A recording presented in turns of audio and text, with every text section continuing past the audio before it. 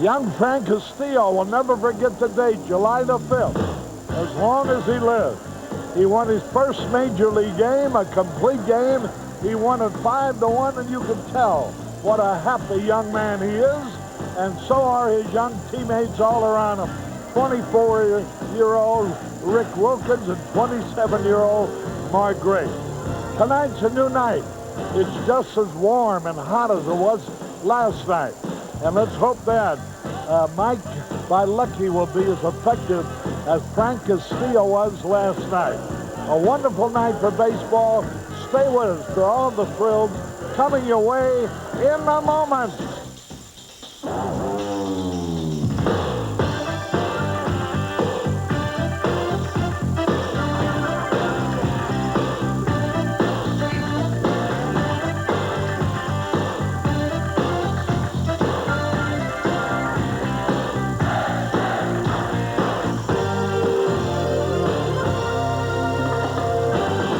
Chicago Cubs baseball on Channel 9.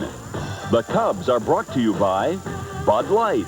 Everything else is just a light. Buick and your better Buick dealers. Get the facts. Buick is better. True Value. Got a tough job to do? You can do it with True Value hardware stores. Pepsi and Pepsi-Cola General Bottlers of Chicago. United Airlines, official airline of the Chicago Cubs and the moving force behind Chicago's business. Your local 76 dealers who invite you to go with the spirit of 76. And by Nissan, official car of the Chicago Cubs. See your Chicagoland Nissan dealer.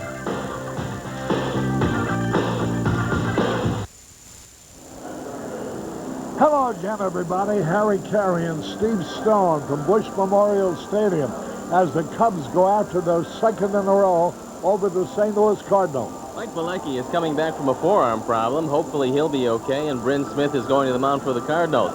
The Cubs have picked up 2 games in 2 days on Pittsburgh, and Harry, it's a red-hot day. Maybe it'll be a hot ball club. I can't get over the great game the youngster Frank Castillo pitched last night. He dominated the game from the word go. And it really picked up the whole team. The team played very well defensively. They got timely hitting. When you get a complete game and you hold the opposition down to 1 run, you're going to be in pretty good shape. Now, you're a pitcher. Why is a young guy like Castillo comes along and everything he does is natural? He throws a fastball, he throws a curve, he changes speeds. He's only 22 years old. He looks like he's been doing it all his life. All these other guys, it's such an effort to get them even to change speed. One of the big factors is that Frank Castillo has one of the finest change-ups around, and Harry got everything over the plate last night. All right, we'll have the lineups for you now in a moment. Will you kill me? Sure. What has Chevy Chase stumbled into now? How about crooked cops? Well, it'd be Fletch. Deadly doggies. And barely dressed women. Can I borrow your towel for a sec? My card instead of water buffalo. Chevy Chase. Chevy Chase. And Chevy Chase. Drop your shorts and bend over. His funniest chase ever. Oops. Fletch. Tuesday night at 7 on Channel 9.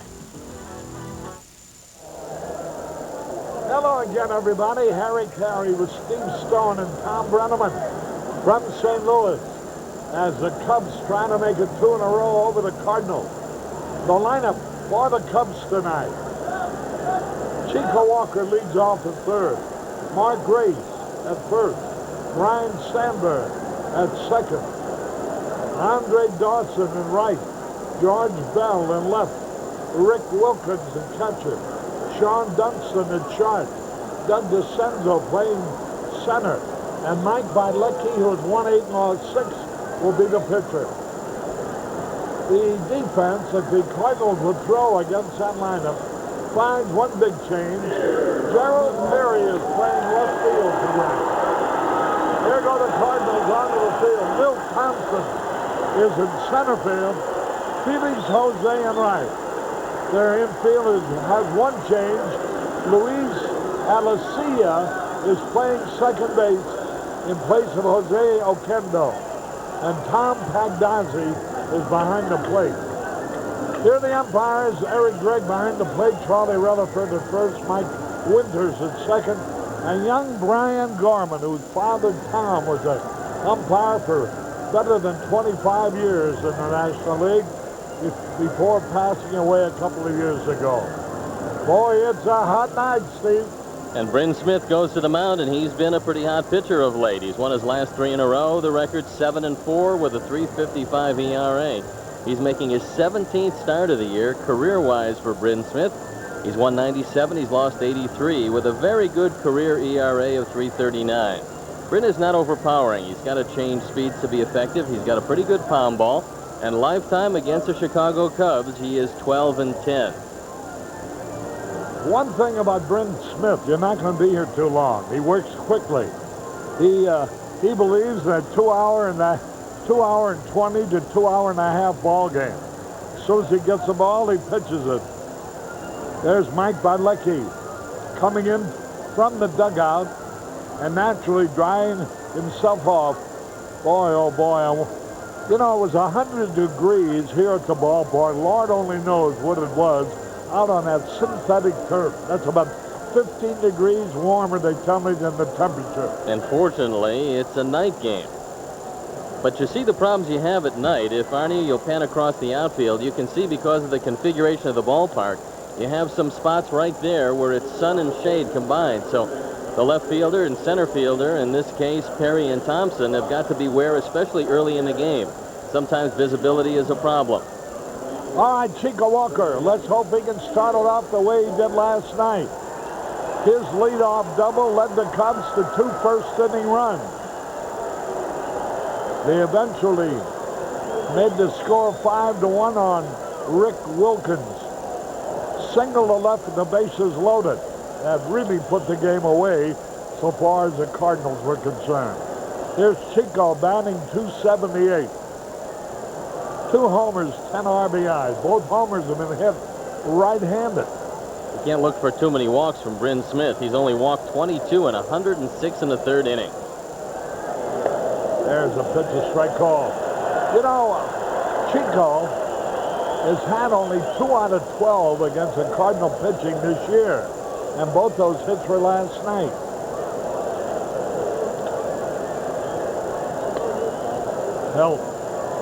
Held up, the count evens up a ball and the strike. This year, like most every year for Bryn Smith, he is averaging less than 2 walks per 9 innings pitched.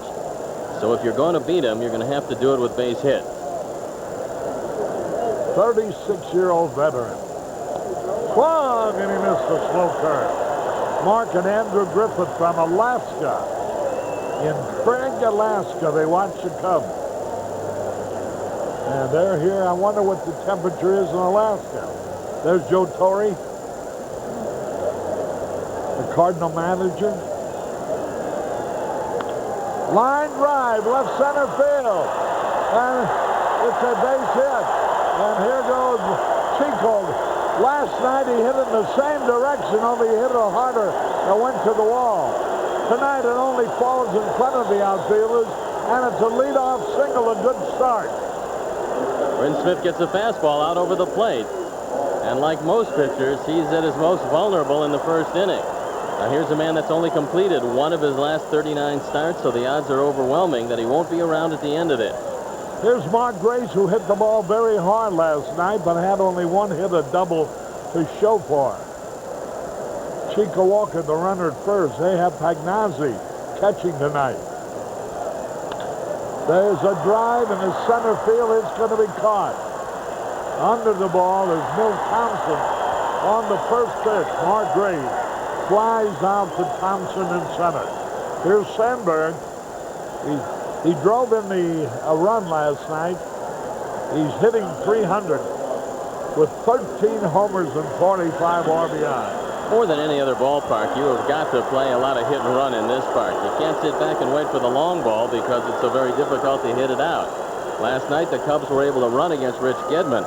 They don't figure to be as effective against Tom Pagnazzi, so look for a little movement early from Jim Essien. The pitch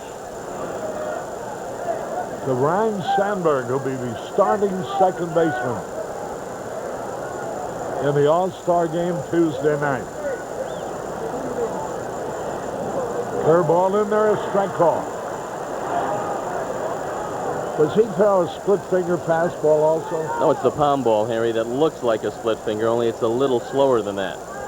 He's got that with a good overhand curve. He really doesn't want you to hit his fastball. More times than not, he just shows it to you and gets you out with something off speed. Now, as Steve had indicated before, Tom Bagnozzi much tougher to steal on than Rich Gedman, who caught last night.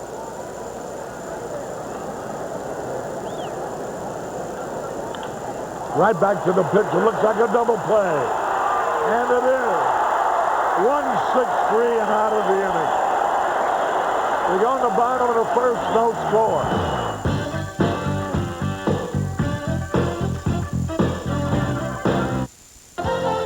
Sunday, July 14th, is the Olive Garden Italian Restaurant Youth Clinic Day. The first 5,000 youngsters will be allowed on field for baseball instruction from Cub players and coaches. Compliments of the Olive Garden Italian Restaurant.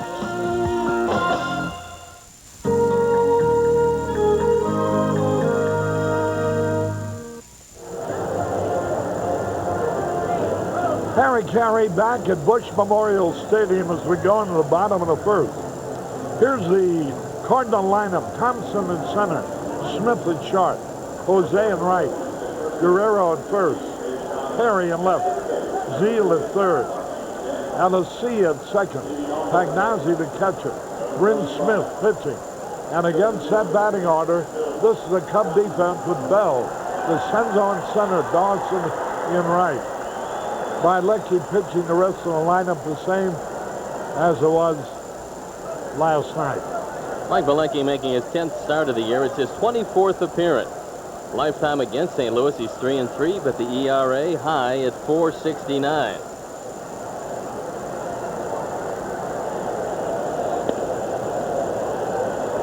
Mill Thompson, a hot hitter indeed. This guy is hitting over 500 for the year against Cub pitching. George Bell is walking in. I think he might want the sunglasses because of the configuration of the ballpark. And I think that's what's going to happen. He's forced to play in certain defensive situations right in that sunny area. And he wants to make sure that he sees anything hit to him. And there you can see it. Slowly but surely it'll move toward the outfield. And it'll be a couple of innings before the outfielders won't be affected at all. Thompson is 12 out of 22 against Cub pitching this year. He has no homers, 2 RBIs. And for the year, he is hitting .344 during his career. This year against Cub pitching, .545. There's the strike call, 2 balls and the strike.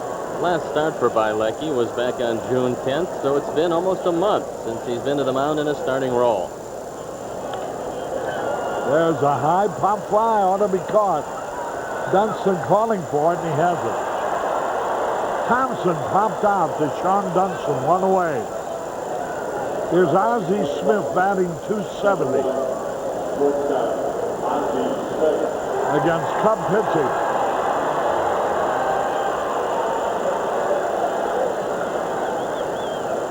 Boy, this fella, 36 years old, having a tremendous year. He's hitting .321.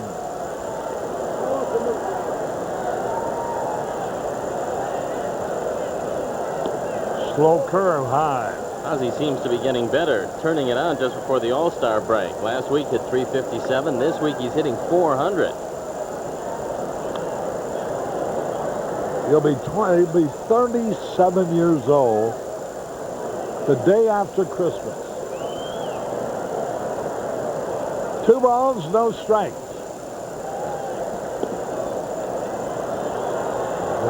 Ball 3. If Ozzie does play in the game tomorrow night, that will mark his 2,000th Major League Baseball game. The pitch, ball 4. 4 bad pitches in a row, and Ozzie gets a base on ball. Tonight marks a halfway point. This is the 81st game for the Cubs. which means after tonight, they'll have 81 left. The first 80, they won 37, lost 43. With one to go tonight to mark the halfway point. Eric and Ann Harmon from Memphis, Tennessee, here to watch the ball game.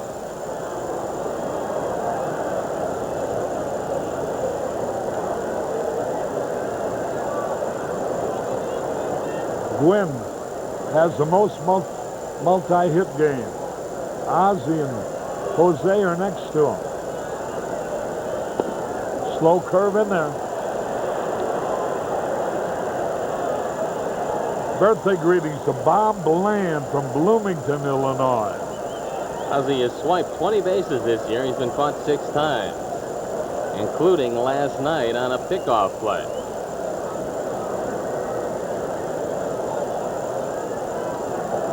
Oh, and 1 the count. 1 out, 1 on. Ozzie has a good lead. Swings and he fouls it out of play. Jose was the April National League Player of the Month, and he's made his first All-Star team this year. The Cardinals have 3 players. The Cubs have 3 players going to Toronto.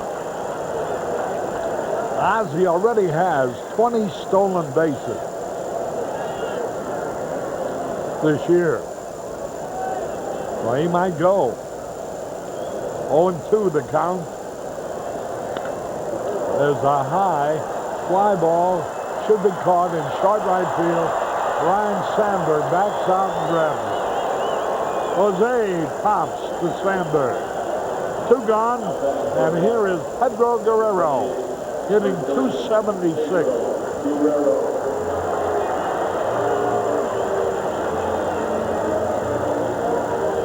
Unlike previous years, the Cardinals really have 2 base stealers in their lineup.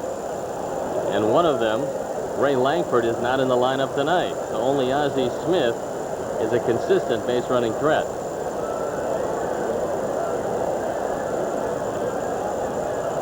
Two out. Guerrero. For Gerald Perry, a left-hand hitter coming up next.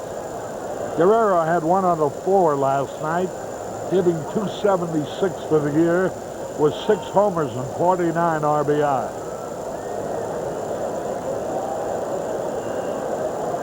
He leads the Cardinal team in the homers.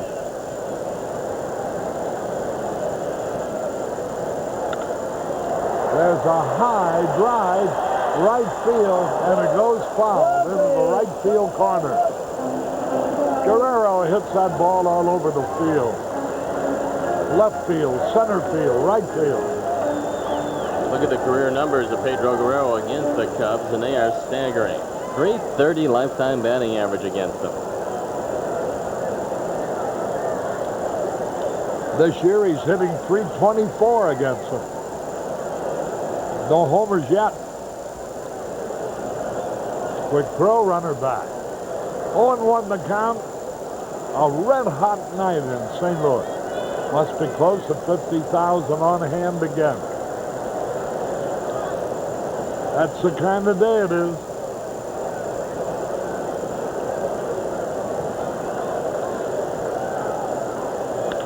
Ground ball to short. Quick toss by Dunston to Sandberg. And the Cub fans cheer it. The end of 1 inning, no score.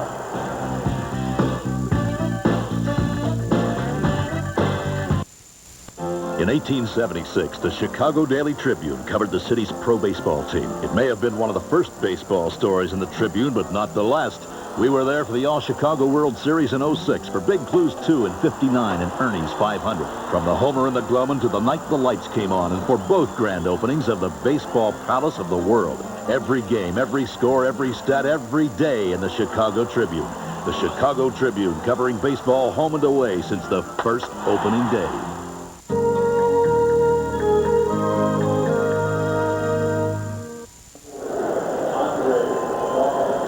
Harry Caray back at Busch Memorial Stadium in St. Louis.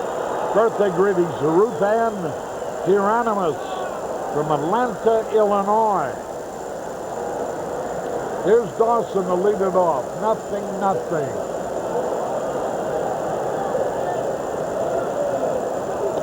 Curveball low and outside. After tomorrow's game is the All-Star break. And the Cubs get back in action against Houston next Thursday. There's a dry foul. A night game next Thursday night, and then 3-day games against Houston. That will constitute the homestand. Dave Solani talking with Rick Sutcliffe. Swung, and he missed the curveball. 1 ball, 2 strikes. Rick Sutcliffe will throw again tomorrow. And then he will throw a minor league game over the All-Star break, and they'll evaluate when he can be activated. Here's a pitch outside. 2 balls, 2 strikes. Dawson had 1 out of 4 last night. There's the kid, Frank Castillo, who pitched a great ball game for his first major league victory last night. Not that he didn't earn one before in Pittsburgh. There's a curve outside. But it wasn't a beat that night. He led 3-0. The bullpen failed. Pirates scored 4 in the bottom of the 9th, nullifying his 8 innings of 2-hit baseball. 3-2. Bouncing foul. Tim and Shane Wagner here from Effingham, Illinois. So Gary and Ike Shoemaker. No score. Top of the 2nd. 3-2. Bouncing ball up the middle, a base hit. Ozzie Smith had played him too far. He was playing him to pull, and he couldn't reach that ball to his left. It's a base hit. 2nd inning in a row, the Cubs have let off with a hit. Sometimes you praise the AstroTurf, and sometimes it works against you. And this time, Andre Dawson got an artificial surface base hit. He bounces it up the middle, just out of the reach of Ozzie. Here's George Bell, who was hitless last night. Nothing out of 4. And he didn't have the ball out of the infield. So he is due. Now the pitch. Base hit like a bullet in the right field, but Dawson will have to stop at second base. That ball was really hit hard. And now Rick Wilkins, who had 3 out of 4 last night, his 3rd hit being a 2-run RBI job with the bases loaded. George Bell just ropes this ball into right field. It's hit right on the button, and Jose's got a pretty good arm, so no reason for Andre Dawson to challenge him. And now a red-hot hitter facing Bryn Smith. Rick Wilkins out of Jacksonville, Florida. Runners 1st and 2nd, nobody out.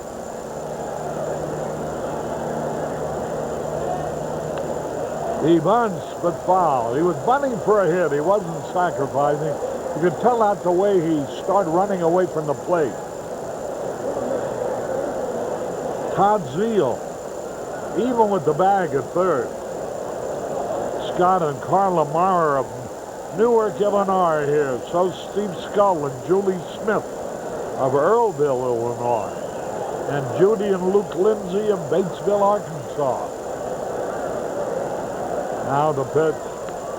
He's going to bunt, but he bunts foul. Now that time it was a sacrifice, but it fell over to the foul side of the line. Good thing, because if it had been fair, Pugnazzi would have forced Dawson at 3rd. For the last 10 games, Wilkins is hitting just under 400. And he keeps looking better and better, both defensively and offensively. The Birch family from Decatur, Illinois, which is Bob Skeffington country. A Budweiser distributor over there in Decatur. and a good friend. Rick Wilkins.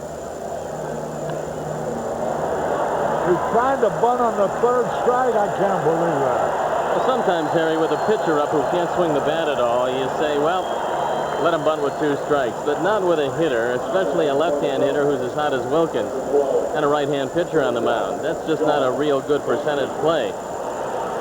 But Wilkins apparently can get the bunt down. He's had 3 sacrifices. That time, Jim Essian gambled and lost. Boy, we're talking about a guy that's leading us in hitting. He might have tried that on himself, on his own.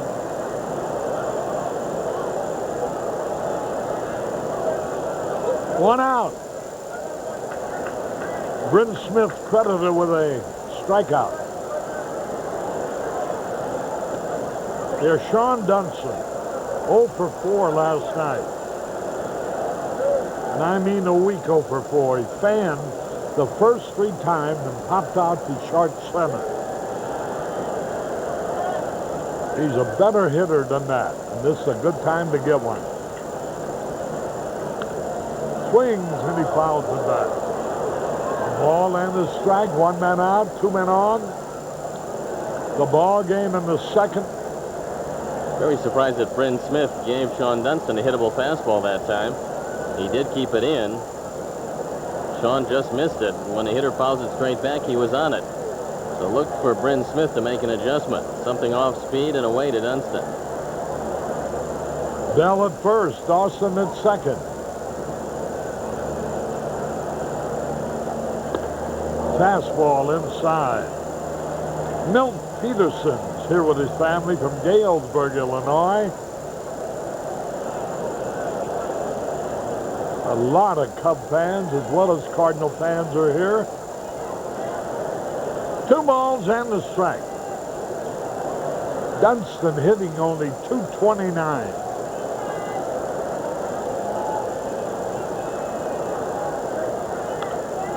Swung on, fouled out of play. 2 balls, 2 strikes.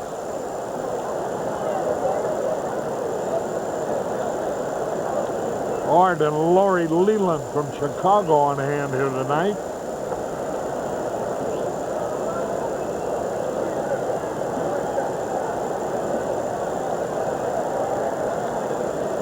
Two balls, 2 strikes. Ball 3, 3-2.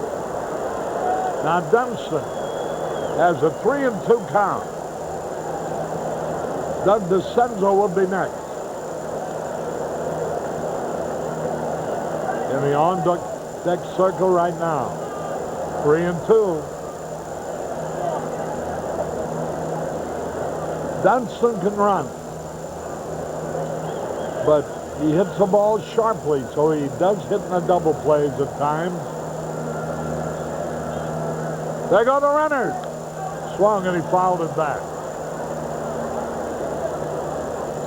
Bryn Smith is not known as a strikeout pitcher, but yet Dunston has fanned 39 times, so it is a gamble when you send the runners. But Jim Essian trying to get something going. Trying to be a little more aggressive than he was in the first inning when he elected not to run with a leadoff single by Chico Walker. Wound up getting doubled out of the inning. Dunston is grounded in the 4 double play. 3 balls, 2 strikes. Here go the runners again. Ground ball to short. Ozzie Smith fires in time. He swung at ball 4, which almost hit him, and grounded out to Ozzie Smith. The breaking ball 3-2 by Bryn Smith. The ball looks to be inside. We'll watch it again. Dunston trying to protect, and Ozzie Smith has only 1 play with the runners going. Now I'd be surprised if they pitch to DeCenzo with Mike Bielecki on deck, but we'll have to see what's on the mind of Joe Torre. They have first base open, and DeCenzo's put together a pretty solid year. Doug got nothing out of 3 last night, hitting .291 with 1 homer. Curveball low, ball 1. Jim and Doris Hanna with greetings to Sister Frances DeSales and Sister Jean Michael of Sacred Heart Convent in Springfield, Illinois. That's not the sister running the Yankees, is it? The pitch. The ball gets away. Nobody can score.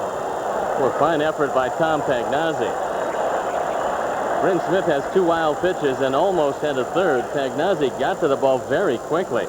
He showed good mobility here, tracking this one down.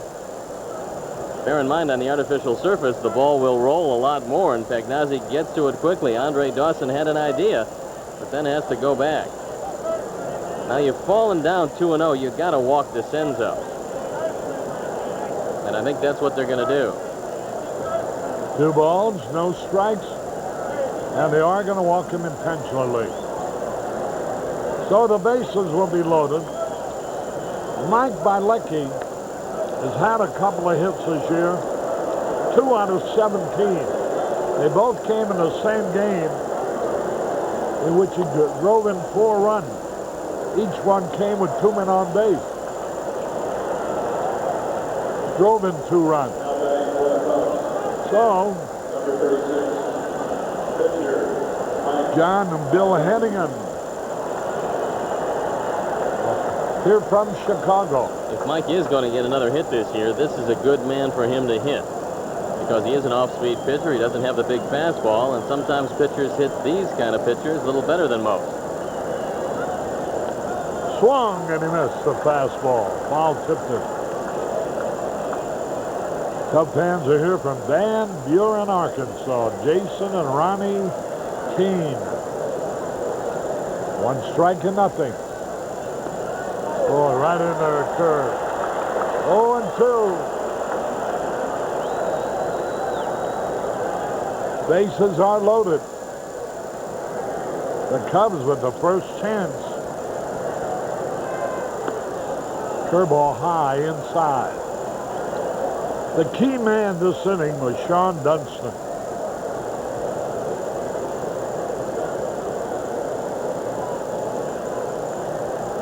Now they've walked DeCenzo intentionally, and Bielecki with 1 ball, 2 strikes.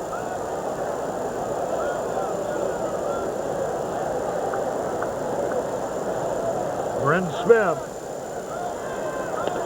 Ball, 2 balls, 2 strikes.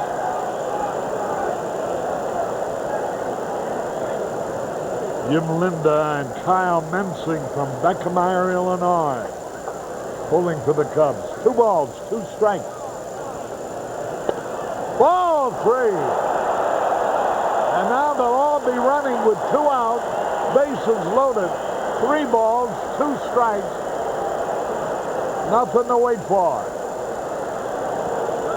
Bryn Smith is ready. There goes everybody. The pitch. Low, ball 4.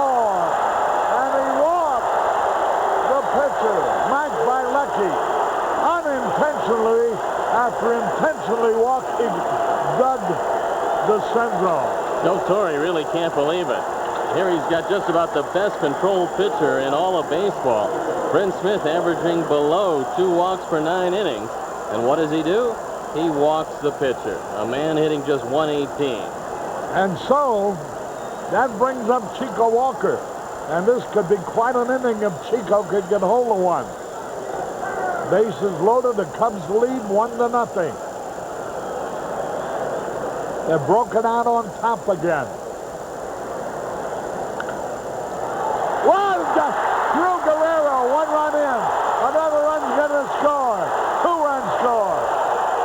Chico hit a ground ball sharply right through Pedro Guerrero. It might be an air problem, he will be a hit. And the Cubs lead 3-0. And a way to go. He's credited with a base hit and 2 RBIs. This is a rocket. You see Guerrero just on the artificial surface. Now they've changed it. They've given Chico Walker and Pedro Guerrero, in this case, an error, and Walker doesn't get the 2 RBIs. That ball hit the dirt. Guerrero was on the artificial surface, and it hopped over his glove. Here now is Mark Grace. Cubs lead 3-0. Grace fly deep his first time. Bielecki a third. Strike over the outside corner. It's hard to believe that the Cardinals, the best defensive team in the National League, last night gave the Cubs the first 3 runs on airs and have given them 2 more here tonight on an air. Now the pitch. There's a smash, but foul. He lined it hard, but fouled. He's in the hole now, 0-2. Lynn and Brad Bjork from Moline, Illinois, on their honeymoon here. I can see this can be a happy marriage. Lynn's a Cubs fan. Brad is a Cardinal fan. And they'll argue through a happy life together. Runners first and third. Fastball inside. He got out in front of Bielecki 2-0-2, as I recall, before eventually walking him, forcing in the first run. 3-0 Cubs. 1 ball, 2 strikes. Outside, 2-2.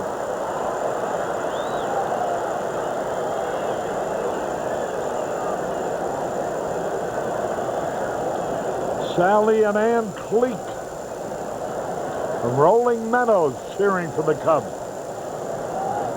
2 balls, 2 strikes, 2 out, 3 in. Line drive, it may be caught, though it is. Milt Thompson. Boy, that ball was hit like a bullet, but right at him. 3 runs. And there were only 2 hits. 1 error, 2 left. We go in the bottom of the second, 3-0, Chicago.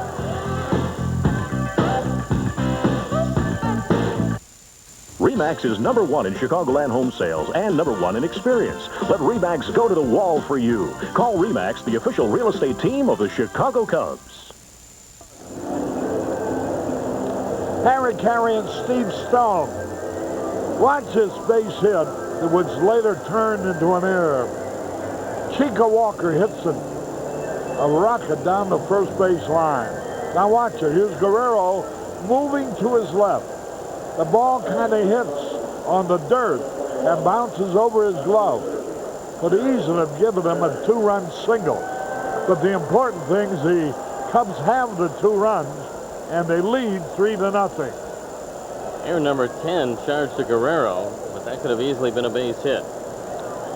Here's Gerald Perry playing left field tonight.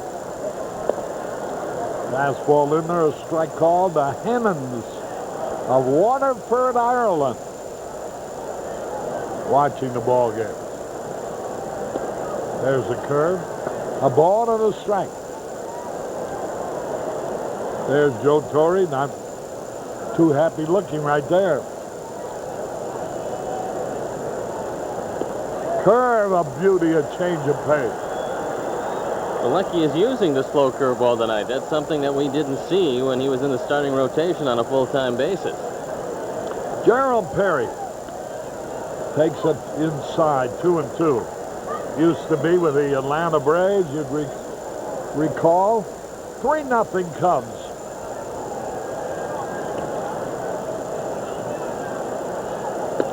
Struck him out. Fastball over the outside corner, and boy, I don't know whether it was because he's throwing all that slow stuff, but that fastball appeared to be going about 190 miles an hour. That's what'll happen when you use the off-speed pitches. You set up the fastball. Bielecki doesn't throw hard enough to just live and die with the fastball. But if he changes speeds, gives him a different look, changes velocity consistently, then the fastball looks a whole lot better. Here's Todd Zeile, hitting .273 against Cub pitching. There's Essin to his left, Joe Altobelli. Both of them shaking their head as if to say, yep, that slop curve on the first pitch is a pretty good pitch. That evens the count 1-1. Zeile, 0 for 4 last night, now hitting .281 for the year. 3 homers, 34 RBIs.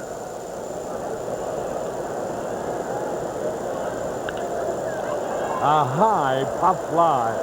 Sandberg calls for it. He'll make the catch. 2 away. think this off-speed breaking ball is fooling the Cardinals. They've seen Mike Bielecki a few times, but they've never seen this particular pitch. And the Cubs saw last night that anything off-speed mystifies these Cardinals. You know that Cecil Fielder and Jose Canseco each have 21 home runs. The entire Cardinal ball club has hit only 26. All of them put together. Is Louis Alicea, the second baseman. 2 out, nobody on. A ball and a strike. Alicea batted once, hit a hard line drive that Andre Dawson made a fine catch on. Bouncing ball, that's easy. Bielecki covered. 1, 2, 3, nothing across. At the end of 2, the Cubs lead 3-0.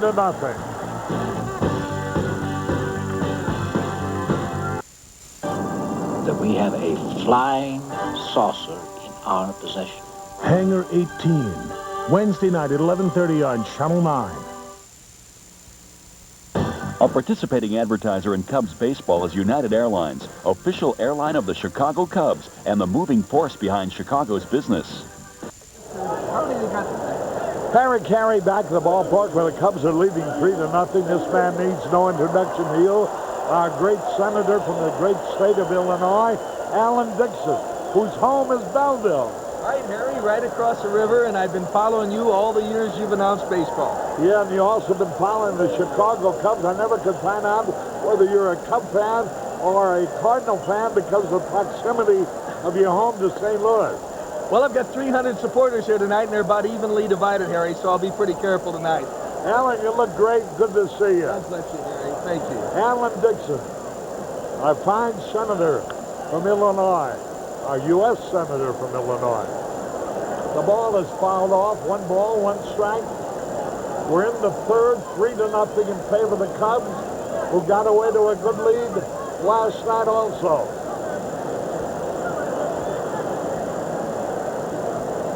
They got 2 in the first and 1 in the 5th. And Sandberg's the guy who drove that 1 in the 5th. Here's a pitch foul back.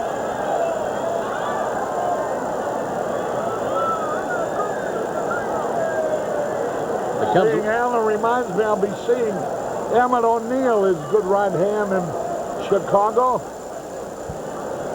And Margaret Mary and all the gang at Jack and Jones' house in Fontana, Wisconsin tomorrow night. We don't televise tomorrow. The game will be on radio, but not television on Channel 9. We're preempted by the network. There's a high pop fly. Foul territory. Pagnazzi's there. 1 away. Sandberg pops to Pagnazzi. 1 away. Here is Andre Dawson, who started the 3-run second with a base hit. That young lady's ready for just about anything. Brought the glove to the park, ready to go. Any foul ball comes up that way, she'll have a souvenir. Do you think that was her father with the bald head? Oh, most certainly. How can he be bald when they have so much hair? 1 out, nobody on. Swung, and he fouls it back.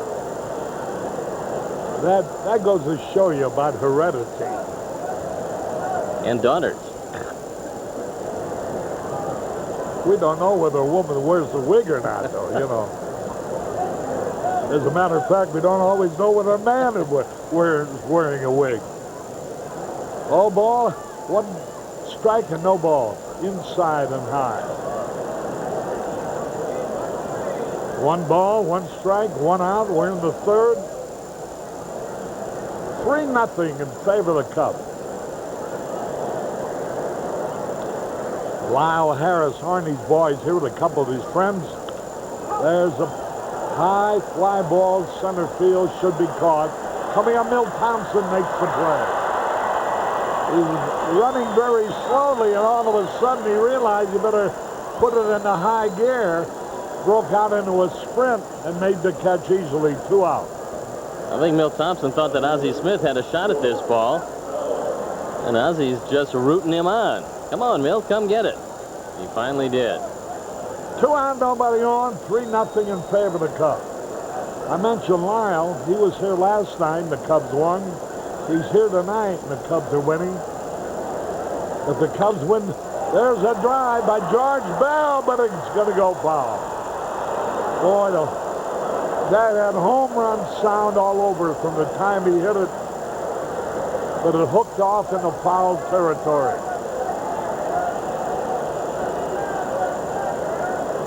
2 out, nobody on.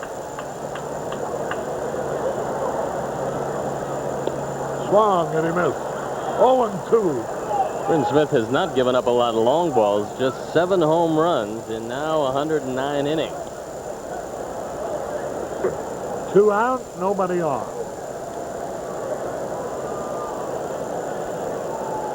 The pitch. Fly ball, short center field, going to be caught. No, yes, he made the catch. He lost his cap, but he held on to the ball. A nice play by Milt Thompson. 1-2-3. We go in the bottom of the third. 3-0 Cubs.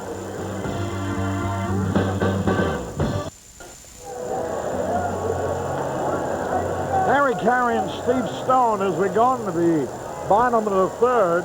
And leading it off will be Tom Pagnazzi, the catcher, hitting .268, 2 homers, 33 RBI. Jerry Reich of the Cardinals. His family married Jessica Joey Reich from St. Louis in Pensacola, Florida, watching the ball game tonight. Here's the catch by Milt Thompson. Now watch his cap go flying off. As he slides, holds on to the ball, loses his cap. And he made a clutch for the ball with his bare hand as if it almost got out of his mitt.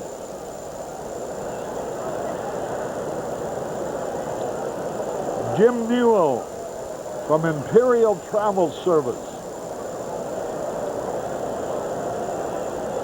Out of Lafayette, Indiana, here with about 3 busloads of Cub fans. Mike Bielecki's getting a lot of mileage out of that slow hook. He just threw another one to Tom Pagnazzi. If he continues to get that over the plate, the fastball looks better and better, and he'll continue to pitch a fine ball game. 1 ball, 2 strikes. Now ball right to Rhino. He's got it over to first. That's a funny thing. You know the Sandberg, short hops so many ground balls, but he never fumbled one. He must have very flexible hands. Well, he also picks out his own hop, and Rhino very rarely lets the ball play him. And he goes out. You see his hands out in front of his body, and that's one of the mistakes that a lot of infielders make. They get their hands in too close, and they let the ball play them. Sandberg extends the hands. Not too many people do it better than he does. Bryn Smith, a pretty good hitting pitcher. Hitting .235, 6 RBIs. He's had 8 hits for 8 total bases, meaning all singles. Fouls the pitch back.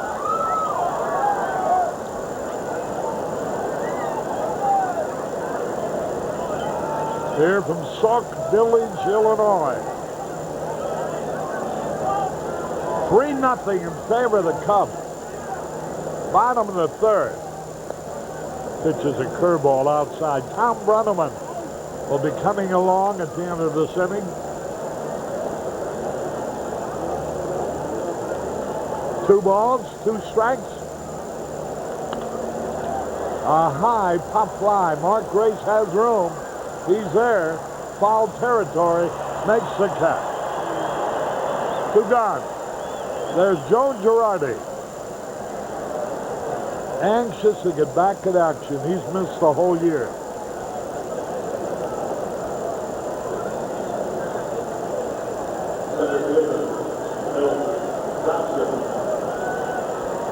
Last night, Frank Castillo gave up just one hit through the first 3 innings and handcuffed the Cardinals. Tonight, to this point, Mike Bielecki hasn't given up any hit.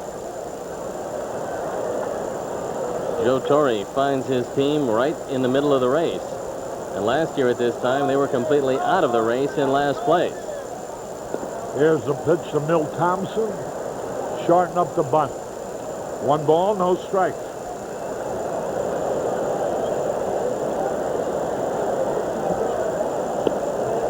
Just missed the inside corner. 2 balls, no strikes.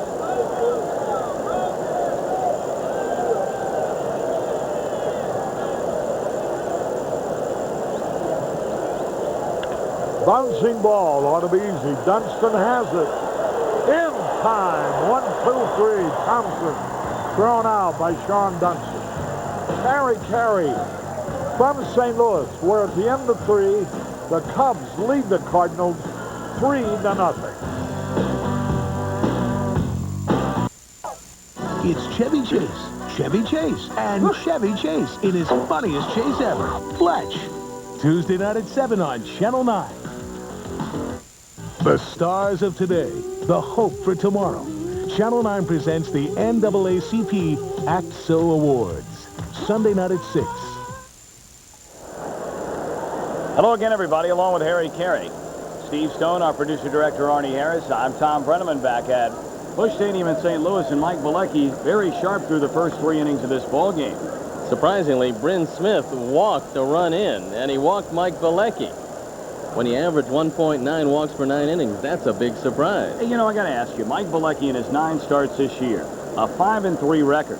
There are a lot of starting pitchers around baseball that would love that mark to go along with a 3.96 ERA. But Bielecki making his first start in almost a month. And he's got a good slow curveball tonight, and it's the first time that he's broken that one out. And it's been most impressive in the early going. Rick Wilkins leading things off against Bryn Smith here in the Cubs' 4th inning. Wilkins struck out, trying to bunt 3 times with 2 men aboard. I believe, Thom, that if you're going to get anything at all out of Mike Bielecki, I think that you've got to start him. Just leave him in the rotation and let him do what he does, which is generally keep the team in the ball game. And if he throws like tonight, that's not a problem. Soft liner at Alisea. And Wilkins out of there for the first out in the Cubs' 4th inning. While we have a chance, let's pause for station identification. This is the Chicago Cubs Television Network. This is WGN-TV Chicago, America's #1 sports station. Big crowd again on hand tonight. They're expecting enormous crowds for all 3 games of this series. In fact, the 49,251 on hand for last night's game, in which the Cubs won 5-1, was the largest attendance total for a game here at Busch Stadium this year. Pagnazzi near the screen, and it's over. Joe Torre was commenting that he felt Pagnazzi should have been, or could have been, selected to the All-Star team. Well, before I would take Tom Pagnazzi, and I respect his abilities, I would have taken Mike LaValliere, because he's put together a great year, and I know Pagnazzi has also. Tom has thrown out 42% of the men who have tried to steal against him, but his batting average has been in the high 260s. LaValliere's been around 300, also throws out base runners, and he means so much to that Pittsburgh team that's in first place. But you can't take everyone, and every year you're going to have the same argument, leaving some real good players off the team. That ball almost got Dunston. Sean has had his troubles at the plate in this series. He was 0 for 4 last night, struck out 3 times. And here's another look. Bryn Smith has got pretty good control, and this one sails up and in. It's somewhat surprising that you would get the one that close to Dunston because he's hitting so poorly. You don't want to wake him up if you're on the mound. Well, Dunston having a few words with Pagnazzi, and Eric Gregg getting in between. Sean is hot. He is really given an earful to Pagnazzi. And now both benches are clearing. The umpires are saying, stay right where you come from. They're probably going to bring the managers out. Sean Dunston is telling everybody to stay away from him. He just wants to get back in the batter's box. But Essien and Torre are going to get together with the entire crew here.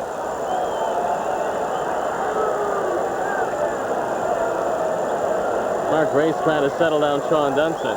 Obviously, Sean taking a little of the frustration of that .227 batting average out in this particular at-bat.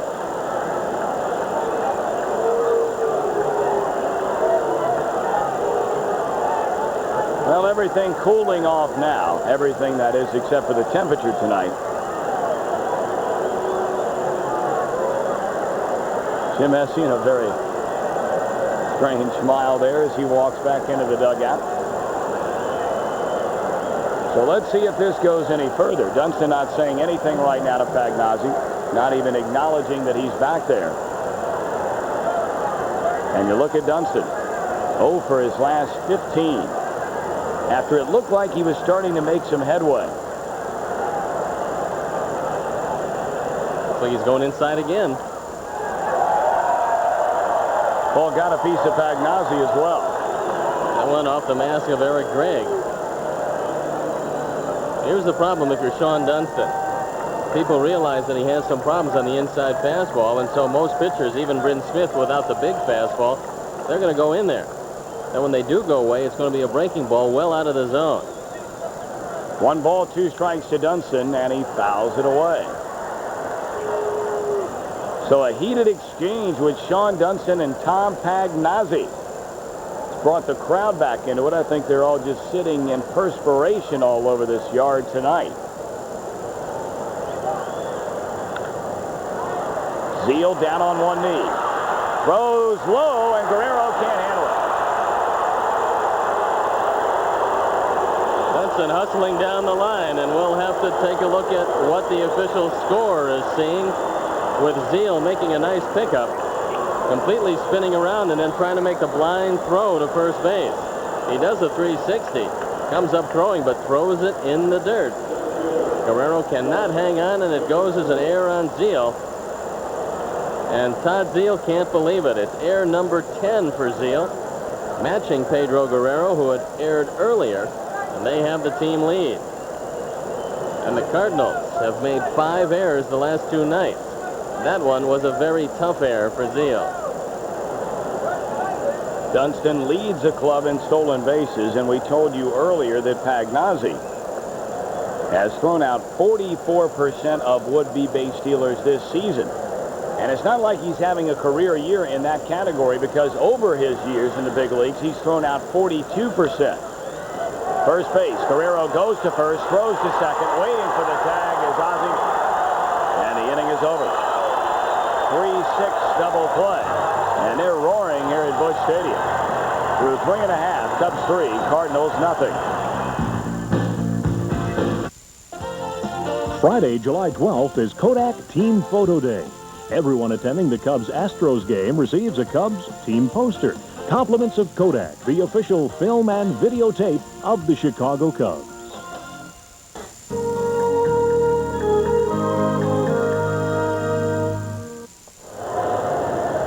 Cubs 3 runs on 3 hits. The Cardinals without a run, without a hit, and they have already committed 2 errors. As Steve told you, they booted away 3 last night. And bear in mind, the Cardinals came in the best defensive team in the National League before last night's game. They'll have Ozzie Smith, Felix Jose, and Pedro Guerrero. You just have to hope that that argument with Dunston and Pagnozzi fired up just the crowd and not the rest of this Cardinals team, because Bielecki has been mowing them down with regularity here through the first 3 frames. Bielecki has knocked down 8 straight. And strike 1 to Ozzie. This is a big inning for Mike Bielecki, because it's the second time through the order, and he's got to face the heart of the order with red-hot Ozzie Smith leading off. Ozzie having a great year at .321. He's been spectacular as always in the field. He's knocked in 29 and is second in the National League in multiple hit games, trailing only Tony Gwynn.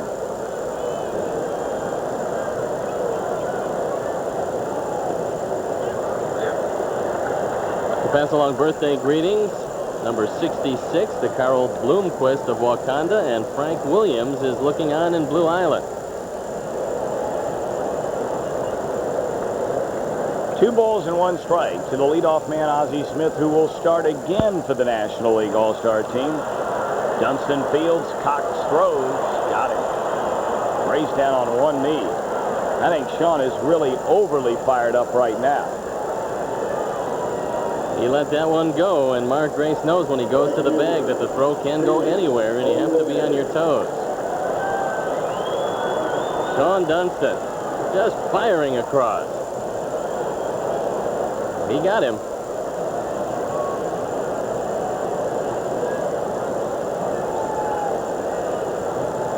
Here's Felix Jose. Jose also representing the Cardinals at the All-Star game come Tuesday night in Toronto. He'll go with a very high batting average. Not a lot of power numbers, but you don't see that typically from Cardinals players in a spacious Busch Stadium. But he has knocked in 41 runs. You know, Tom, I'm starting to wonder if the pressure of this free agent option year for Sean Dunston might be getting to him, because a lot of guys play in that option year, and not everybody adjusts to it real well. There's a lot more pressure when you know that your contract runs out. You have a chance of free agency. Sean Dunston having a dismal year to this point, and he's a very frustrated young man. 2 balls, 1 strike to Jose, and there's that beauty of a breaking ball from Bielecki. It nibbled the outside corner. Cardinals getting their first look at the newly revamped Mike Bielecki with that slow off-speed hook reminiscent of Scott Sanderson and the way he used to throw it. Check swing. Did he go? Yes, says Eric Gregg. And out on strikes is Jose. Strikeout number 2 for Bielecki. Our Chiron operator tonight is Jeannie Yakos, and she's celebrating a birthday. So happy 30-something as we take a look at Felix Jose. That's a forkball. It's down. Wilkins makes the pickup and the tag, as Eric Gregg says, you went around too far, son.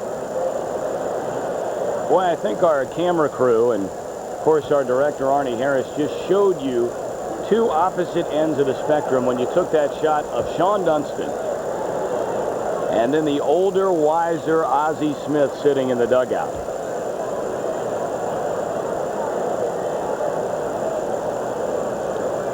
Strike 1 to Pedro Guerrero. Well, because you're older doesn't necessarily make you wiser, but in the case of Ozzie Smith, he has learned all of the lessons the major leagues have to teach you. And he is a very smart ball player.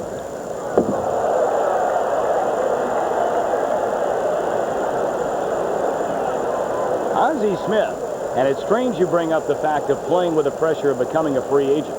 Ozzie is actually one of the few players in the last 10 to 15 years since free agency has really become such a big part of the game that was given a huge contract and got better through the course of the contract after becoming a free agent. Well, usually it's not the first year after free agency, but the last year before free agency that you have your biggest year. Right call. Case in point, really, Darryl Strawberry. If you look at his big years with the Mets, and I mean really big years, you'll see that in his option year twice, he had monstrous seasons. Then the next year, coming back after the contracts, the seasons weren't that good. This year, he's experiencing a tough time with the Dodgers after signing that huge free agent contract. I think, Tom, that I was the first man to go twice into the free agent market and get a contract twice. And it's not an easy situation for you. The pressure builds up. If you're not having a good year, it builds up even more because of the uncertainty you face as the time clicks away toward that free agency and wondering who's going to pick you. 2 balls, 2 strikes, 2 out, none on, and the count goes full as it misses low and outside. Cubs are leading here in the bottom half of the 4th inning. 3-0. All 3 runs came in the Cubs' second. Bryn Smith against Mike Bielecki in Game 2 of this 3-game series, the final series, leading up to the All-Star break.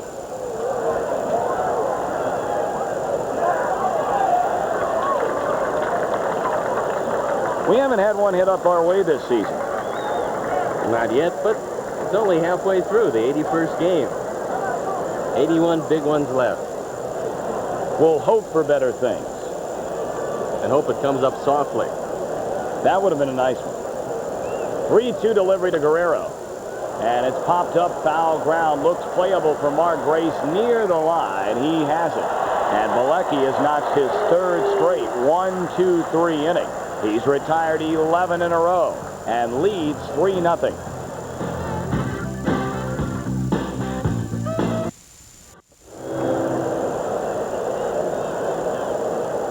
Good-looking night for baseball here in St. Louis, with the Cubs in front of the Cardinals through 4, 3-0. A couple of very big White Sox fans in attendance to watch Cub baseball tonight. We've talked about it before. Every time either the Cardinals come to Chicago or vice versa, the Cubs being here in St. Louis. Great atmosphere for baseball. Hotels right across the street. All the fans will gather over there. They have buffets just strictly for baseball games when the Cardinals are in town. All kinds of things to do right around the ballpark area. Bielecki a roller to Alicea. Guerrero gave way to him, and wisely so. 1 out. Here's a hotel just beyond the stadium. Well, a few hotels where you can spend 15 minutes waiting for your elevator. One of the charming aspects of this weekend. A lot of the fans have to make reservations to get in there at the end of December when the schedule will come out, or early January. But it is a wonderful weekend when the Cubs come to town, because downtown is certainly bustling. It's great for the businesses down here. A lot of people within a couple hundred miles come down to watch this. So Bryn Smith, who's allowed 3 runs on 3 hits, will go to walk on Chico Walker. And Walker owns 1 of the 3 hits. He got in a couple of runs with the bases loaded, hit a sharp liner down the first base line. Guerrero should have had it. He was charged with an error. And coming in to score, Bell and DeCenzo. Cubs leading 3-0 with 1 out and none on. And it's 1-1 to Walker with Grace waiting. Cardinals do not have a base hit.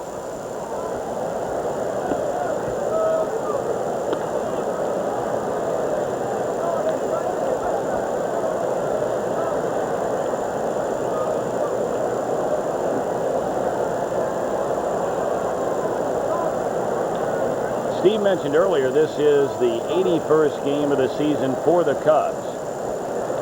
Walker fouls it away on a bunt. So they are exactly halfway through the 162-game slate.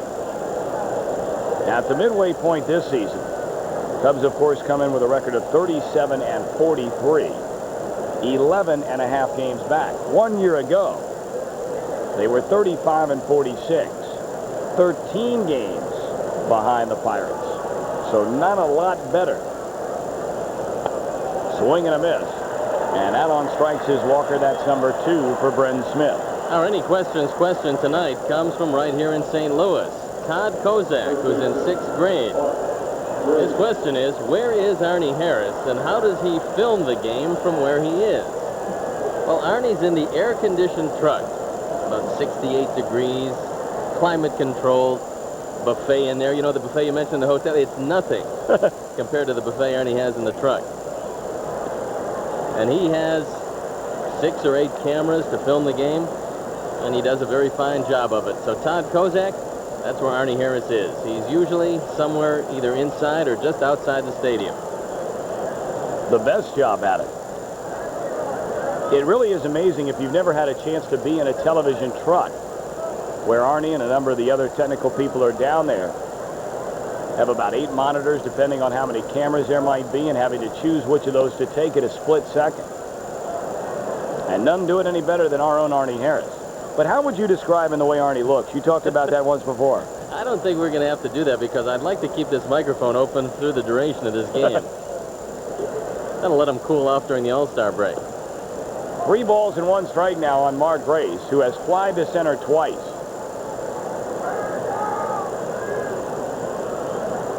I will tell you that Tom Selleck was taking batting practice in Wrigley Field, and Arnie Harris and him are very similar. Neither have mustaches. Oh, boy, to Mark Grace. 3rd walk issued in this game by Bryn Smith. He walked in a run when they intentionally passed Doug DeCenzo to load him up in that 2nd inning with 2 men out. And then after getting ahead of Bielecki 0-2, he walked him for the first run of the game.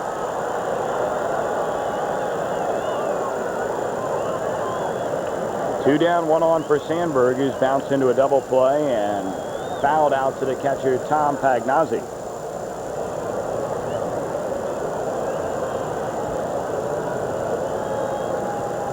Cubs 3, Cardinals nothing in the top of the 5th.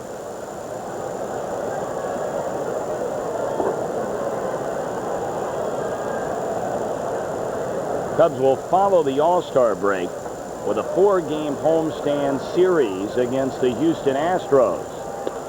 Strike one to Sandberg. Meanwhile, the Cardinals will go on the road, play Atlanta 4, and then Cincinnati 3.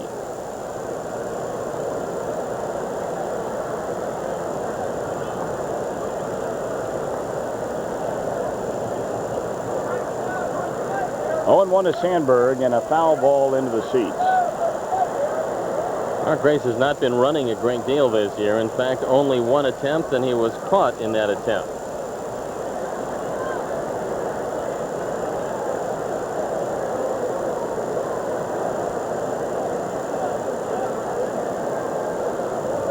There's a man who can stop a running game single-handedly, Tom Pagnozzi.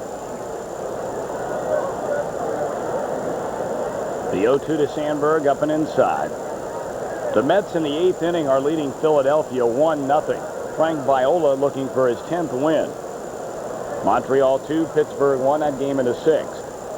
Astros 3, Reds 0 in the bottom of the 5th at the Dome. Atlanta and LA later tonight. There goes Grace. He got a great jump. Throw to second by Pagnozzi, and Bryn Smith gave him no chance. First stolen base of the year for Mark Grace, and that time Bryn Smith never even looked at Grace. In fact, he did it twice in a row, and I believe that's why Grace took off. Bryn Smith doesn't even give him the hesitation. And Pagnozzi, with no chance, makes a good throw, but Grace got too big a lead. Heads-up base running by Mark Grace. You've got to take what the pitcher will give you, and that time Bryn Smith just had a mental lapse on the mound and forgot completely about Grace. So Mark at second base represents the 4th Cubs run of this game. 2-2 to Sandberg. And a breaking ball into center field. Milt Thompson is there. And the inning is over. No runs, no hits. 1 man left. We played 4.5 in St. Louis. Cubs still lead it 3-0.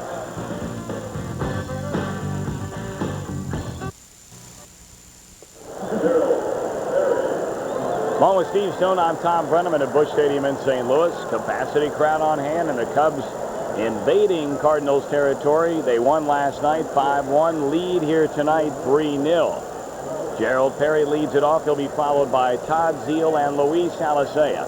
Bielecki has not given the Cardinals a base hit tonight. He's walked 1 while fanning 2. And Bielecki's retired the last 11 to come to the plate. Easy out for the first one of this 5th inning.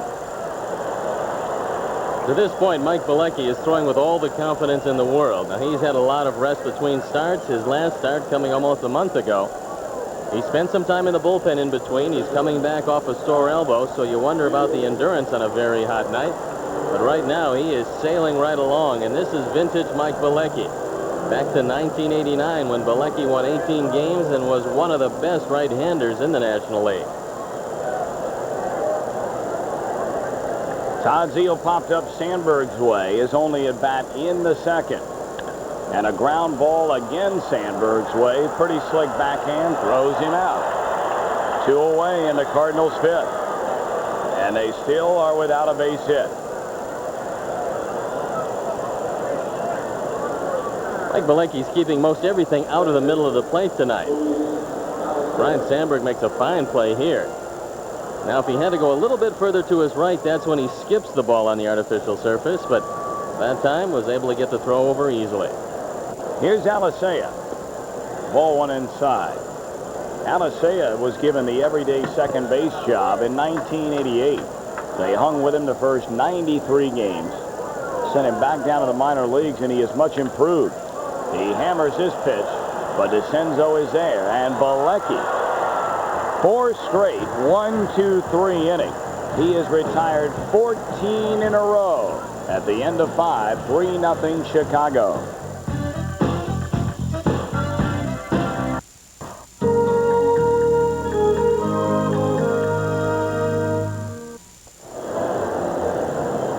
See the St. Louis Arch just beyond the left field wall.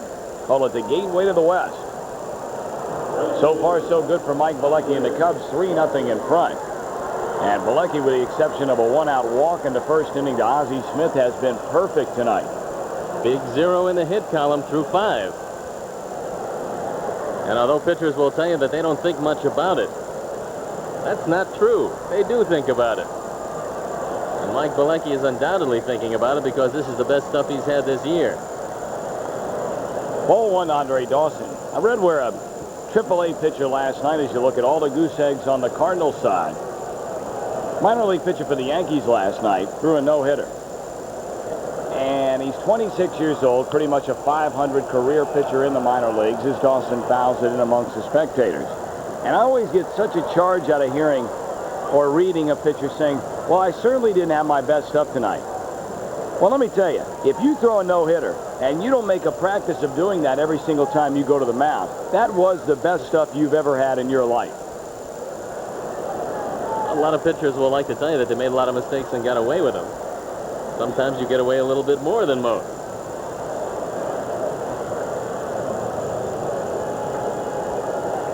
One ball and one strike to Dawson. Quick shot. It's off Zeal's chest, and Dawson will be safe at first base. Boy, Zeal having his trouble at third base in this series, as he did the last Cardinal series in Philadelphia. He's been hung with another error. That's error number 11 for Zeal. He might have gone down on one knee a little too quickly, because on this artificial spongy surface, you get down on a knee and you're locked into one position. That time he was unable to make the play, and so the man they were touting is one of the better defensive third basemen around when we saw him in Wrigley Field. At that point, he had 3 errors. 8 errors later in a very short period of time, he is struggling at third. George Bell has been invited to the All-Star game for the 3rd time in his career. He looks at strike one. He was there in 1987 when he went on to become the American League's most valuable player. And then last season at Wrigley Field, where actually the seeds were originally planted for the possibility of Bell becoming a member of the Cubs. You may recall he had that long conversation with Ryne Sandberg about what it was like to play in Chicago, in particular at Wrigley Field, and Sandberg expressed how much he'd like having him as a teammate if that could be worked out.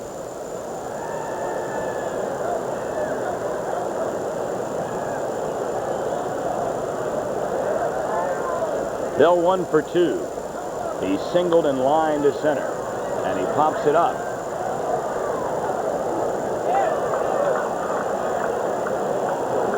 This copyrighted telecast is presented by the authority of the Chicago National League Ball Club, which has a right of approval of the announcers and is intended solely for the private, non-commercial use of our audience. Any publication, reproduction, retransmission, or other use of the pictures, descriptions, and accounts of this game without the express written consent of the Chicago National League Ball Club is prohibited. And George taking a long time. Perhaps he's got a little wetness on those gloves and trying to dry them off, but he's taking a long look down at Chuck Cottier, who apparently is giving the signs in hieroglyphics.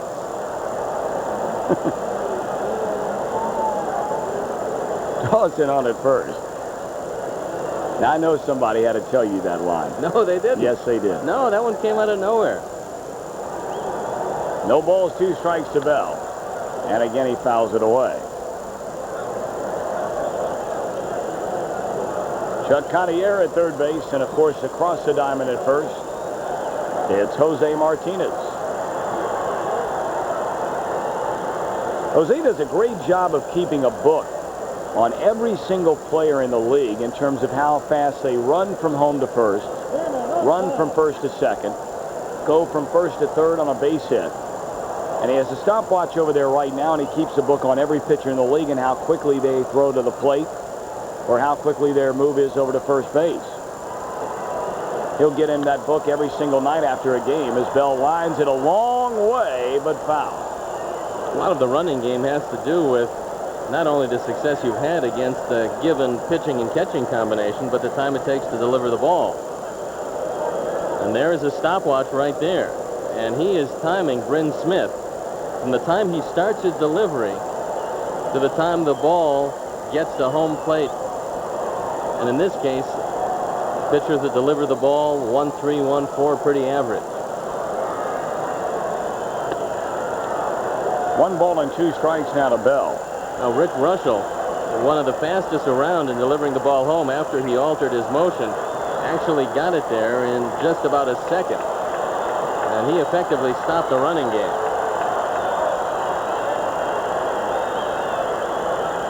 3-0 ball game. Cubs leading here in the 6th, and Bell stays alive by fouling it off. Count remains 1 ball and 2 strikes. Series finale comes your way tomorrow evening. It'll be Les Lancaster against Ken Hill.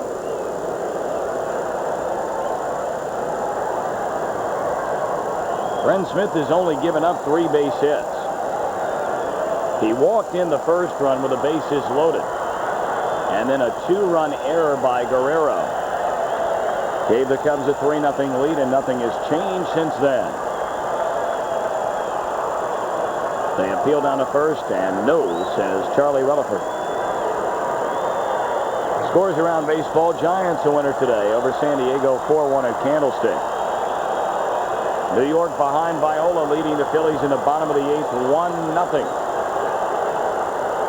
Montreal ended its 11 losing game streak last night, and they lead the Pirates in the 6th inning tonight by a run. Jimmy Jones shutting out Cincinnati. That game now in the bottom of the 6th.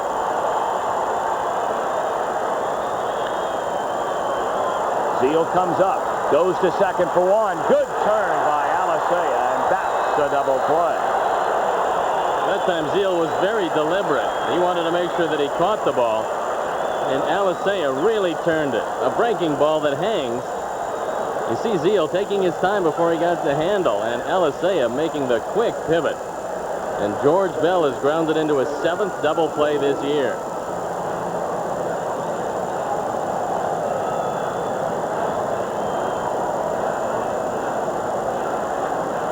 See Bell limping back into that dugout. Stoney, I think that knee is really bothering him these days. I think that's why he took so much time, really, between pitches. And sometimes on this artificial surface, you can twist it in the outfield, or he might have made some sort of move at bat when he fouled that ball off, and he's talking with John Fierro. Perhaps we'll see a new left fielder coming out come half of the 6th inning. Guerrero almost misplayed that one, but he comes up to end the inning. No runs, no hits, and error, none left. We go to the bottom of the 6th. It remains Chicago 3, St. Louis nothing.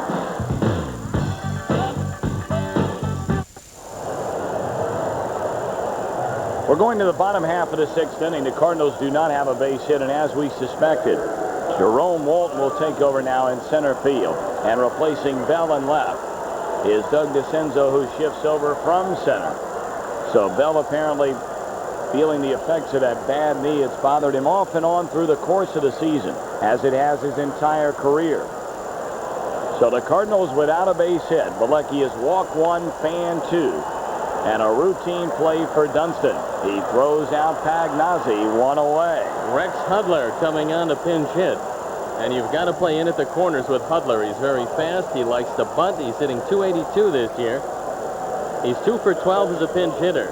So the night for Bryn Smith is over. Scott Terry loosening in the bullpen, and Rex Hudler on the pinch hit. Mike Bielecki's career low-hit game was a 2-hitter on the 12th of September, 1989, when he blanked Montreal 2-0.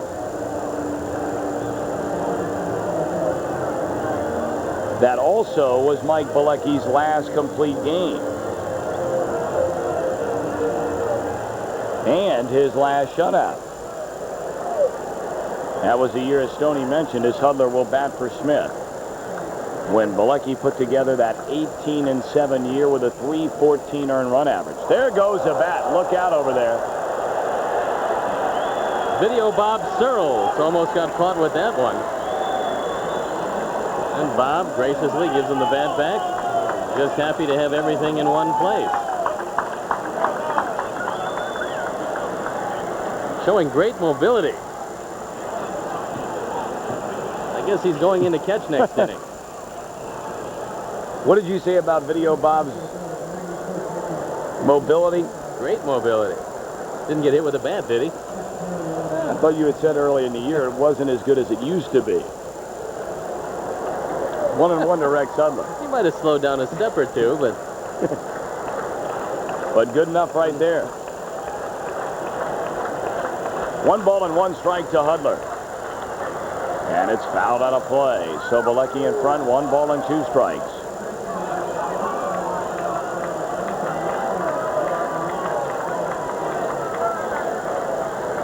Bielecki has retired 15 in a row. The only man to reach base was a walk to Ozzie Smith with 1 out in the Cardinals' first frame. And Hudler out of there swinging. That's number 3 for Bielecki. And there are 2 gone in the 6th. That's a real good pitch by Mike Bielecki. Hudler's sat on the bench all game looking at him throw slow hook after slow hook. Now he gets him 0-2. He's going to go with the fastball, but he throws it well out of the strike zone, and an anxious Rex Hudler couldn't check his swing.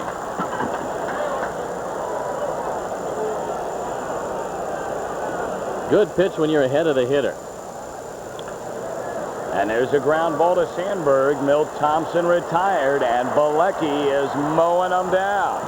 Cardinals without a hit. Harry back on board in the 7th after 6. 3-0 Cubs. Coca-Cola sponsors Upper Deck hologram baseball cards at Denny's. Everyone wants these cards that turn into real players. What? You said with a grand slam and a Coca-Cola Classic, we'd get this hologram card that makes players come to life. I said it makes players look like they've come to life. Right. That hologram looks just like Wally Joyner. It is Wally Joyner. The card works. Let's get more at Lenny's. Denny's. Denny's. Have a grand slam and a Coca-Cola Classic and get an Upper Deck hologram baseball card, only at Denny's. It's time to play the designated butt batter. To enter, write to this address. If your name is selected in a Cub homers during the 7th inning, you'll earn $100 immediately. So enter today. Hello again, everybody. Harry Caray with Steve Stone and Thom Brennman. As we go in the top of the 7th, Mike Bielecki is retired. Everybody but one man who walked in the 1st with 1 out. Since then, he's retired. Everybody who's come up, and nobody's hit the ball out of the infield. He's retired 17 in a row. But now in the top of the 7th, tonight's designated butt batter, by the way, is Kathy Terrell from Grand Island, Nebraska. She has a chance to win $100 immediately and a chance at sharing in a $10,000 bonus pool to be awarded at the end of the season. So, good luck, Kathy. Kathy Terrell from Grand Island, Nebraska. Scott Terry coming into the game, and he's putting together a brilliant year. 2-1, a minuscule ERA of 1.19 on for the 35th time. Giving up just 1 home run in 45 in the 3rd inning. There's his numbers against the Cubs, and they have pounded him over the course of his career. Terry coming off a less than spectacular year at 2-6 with a 4.75 ERA last year. Sean Dunston will lead it off. He's not exactly popular with the St. Louis fans. There's a first pitch by Terry. He fouls it off. Had a little argument last time with Tom Pagnazzi, the St. Louis catcher. The word on George Bell leading the game, he has inflammation of the left knee. Day to day, maybe he'll be better tomorrow. The pitch. Ground ball to the shortstop. Up with an Ozzie to throw. Save! That ought to give him a hit on that. And that is a base hit. Ozzie Smith had to go to his right. He doesn't have the real strong arm anymore and tries to get rid of the ball quickly. They're giving him an air. I can't believe that. Well, you can better start believing it because it's as big as it can be on the board. Oh, they've got to change that. That's the 4th error, the 3rd by Ozzie Smith, but that's unbelievable. That's got to be a hit. Here's the Senzo. Now they're changing it to a hit. I think the scorekeeper is a little bit frustrated by the errors the Cardinals are making. Now the pitch, here it is. High pop foul back out of play. DeCenzo hit into a double play in the 4th. Was intentionally passed in the 2nd. 3-0 in favor of the Cubs. Bryn Smith went 6 innings, gave up 3 runs on just 3 hits. He walked 3, 1 intentionally, and he fanned 2. Here's a lead by Dunston. Scott Terry. There he goes. Ground ball in the right field, a base hit. Dunston's on his way to third. DeCenzo executed the hit and run perfectly, pulling a ground ball in the right. And the Cubs have men on first and third with nobody out. Alicea goes to cover with Sean Dunston going. And Doug DeCenzo hits it through the vacated second base position. Now, Mike Bielecki is probably going to lay it down, but it's not going to be a suicide, just going to be a sacrifice, and I think that's what Chuck Cuddy is talking to him about. And let's keep our eye on a very fast Sean Dunston at third base. Bielecki, who batted in the first round when he walked with the bases loaded and 2 out and 1 out in the second.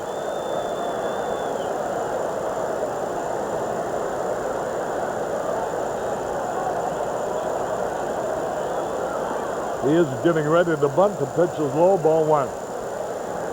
It was, the bases were loaded with 2 out when Bielecki first had a count of 0-2, wound up getting a base on balls, forcing in the first run of the night.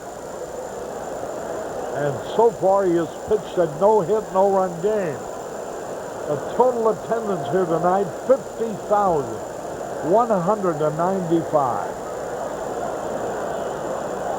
There goes a run on first. Ground ball to the second baseman. Here comes Dunston, going to score. Alicea. When he saw he couldn't make a play on DeCenzo, kind of relaxed. And as soon as Dunston saw that, he set sail for the plate and scored without a play. And I guess Bielecki will get an RBI on that. Number 6 of the year for Mike Bielecki. Luis Alicea just forgot about Sean Dunston at third base. He plays this just as if there was a runner at first. Dunston scores easily. Most surprising, a mental mistake on the part of Alicea. So it is 4-0 now. Here's Chico Walker with a man at second base. Bouncing ball to Alicea. He's got it. And DeCenzo advances to third. Here's Mark Grace. 1 run home. 4-0 Cubs. Top of the 7th. Grace has been hitting the ball exceptionally well in this series. But he's only got 1 hit and 7 at-bats to show for it. Most of the time he's been lining out. There's a softball team known as the P's and Q's from Rolling Meadows, Illinois. They all have shirts on them. Holy cow, Cubs win. Well, the Cubs are winning. 4-0. That's going to be all for Scott Terry. We'll be back with more following this message.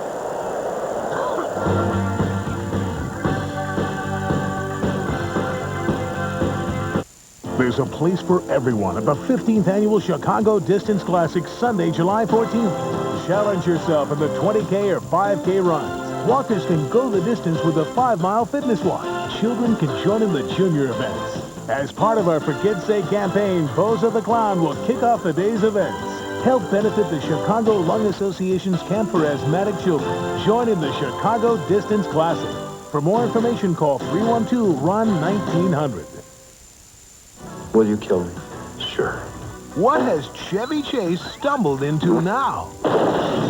How about crooked cops? Well, it'd be Fletch. Deadly doggies.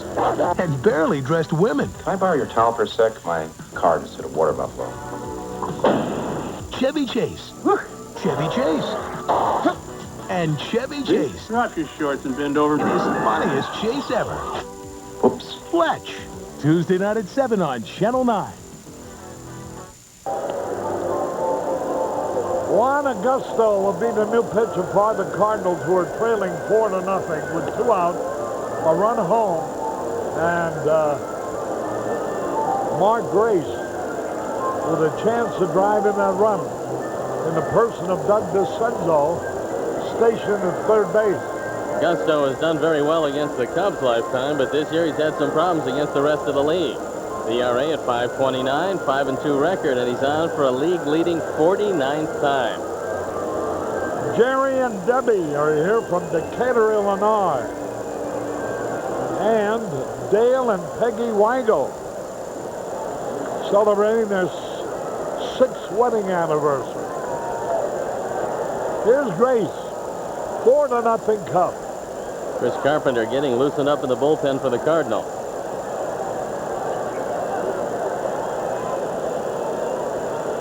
Pagnazzi is telling Agosto that he wants him in the stretch.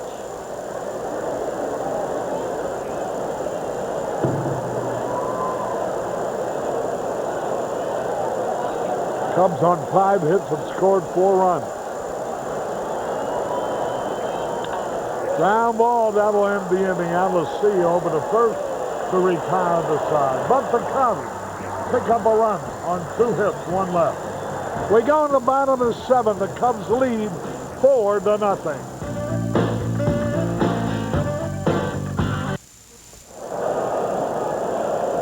Harry Caray back at Busch Memorial Stadium in St. Louis. Now the attention is shifted. Here's Jose Vizcaino playing third in place of Chico Walker.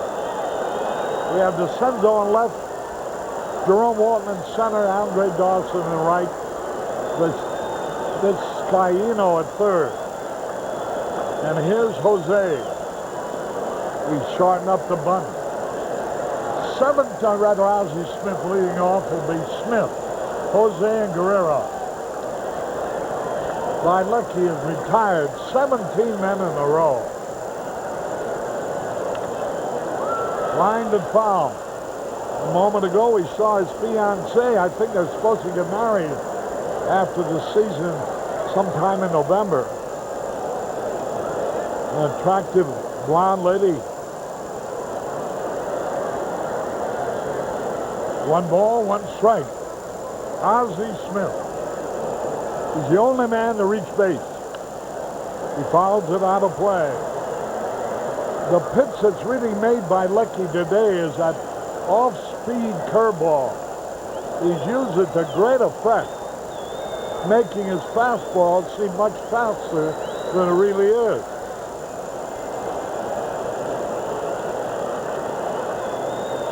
One ball, 2 strikes. The Cardinals, no runs, no hits. Fouled at half swing. Let's pause here for identification. This is WGN-TV Chicago, America's #1 sports station. 1 ball, 2 strikes. Low and outside. 2 balls, 2 strikes. What was the longest you went in a major league game without a hit? 7 1/3 innings. The night I won my 20th in 1980, and I fell behind Bert Campaneris 2-0, and he singled up the middle. 2 balls, 2 strikes. Ball 3. Last no-hitter I threw, Harry, I was 12 years old, and I lost it 1-0, so I decided that perhaps it wasn't best to throw anymore. 3-2, Ozzie Smith walked in the first inning with 1 out, the only base runner. Drill foul into the left field corner where the Cubs bullpen bench is fully occupied. DeCenzo in left field. 3-2. We're in the 7th. 3 big innings to go before you worry about a no-hitter. He walks in ball 4. So Ozzie is the only man to have reached first base yet. Here's Hector Jose.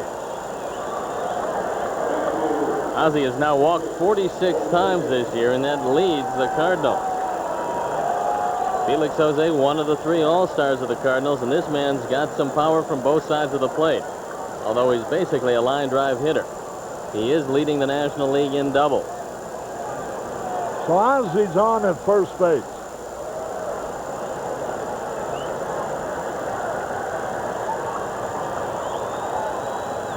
Swung, and he missed. He pulled him with a changeup.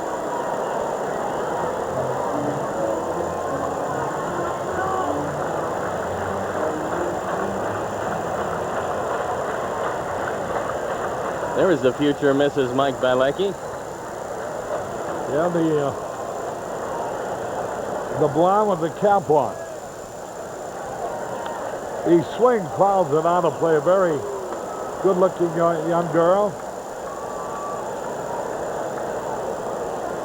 Jose, Felix Jose. No balls, 2 strikes. Ozzie Smith, the runner at first.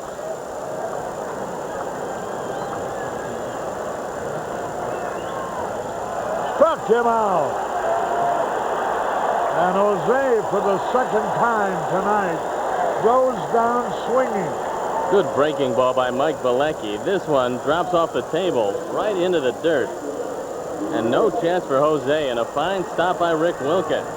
It was really handled Mike Bielecki masterfully behind the plate. That's his 4th strikeout. Still hasn't given up a hit.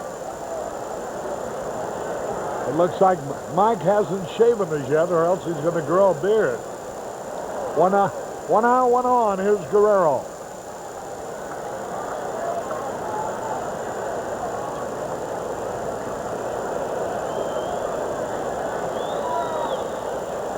A little bit high, ball 1. 4-0, the Cubs lead. We're in the bottom of the 7th.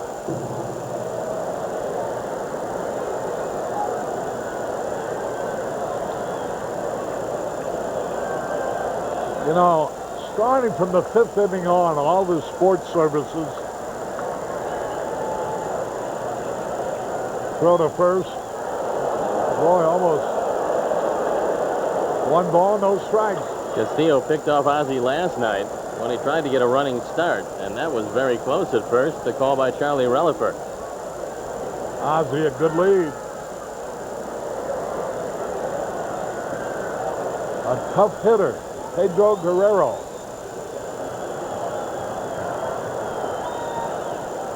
A little bit outside, a curveball, a change of pace curve, a slow curve. Guerrero, a tough hitter, but he's also grounded into 9 double plays this year. And Bielecki would like to serve up number 10 right here.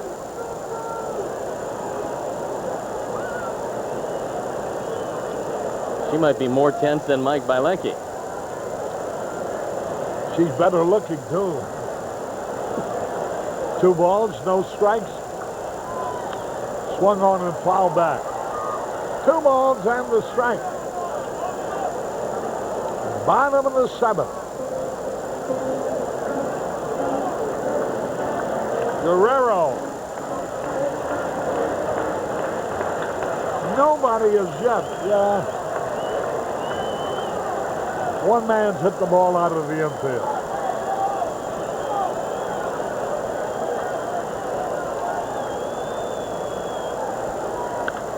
There's a drive.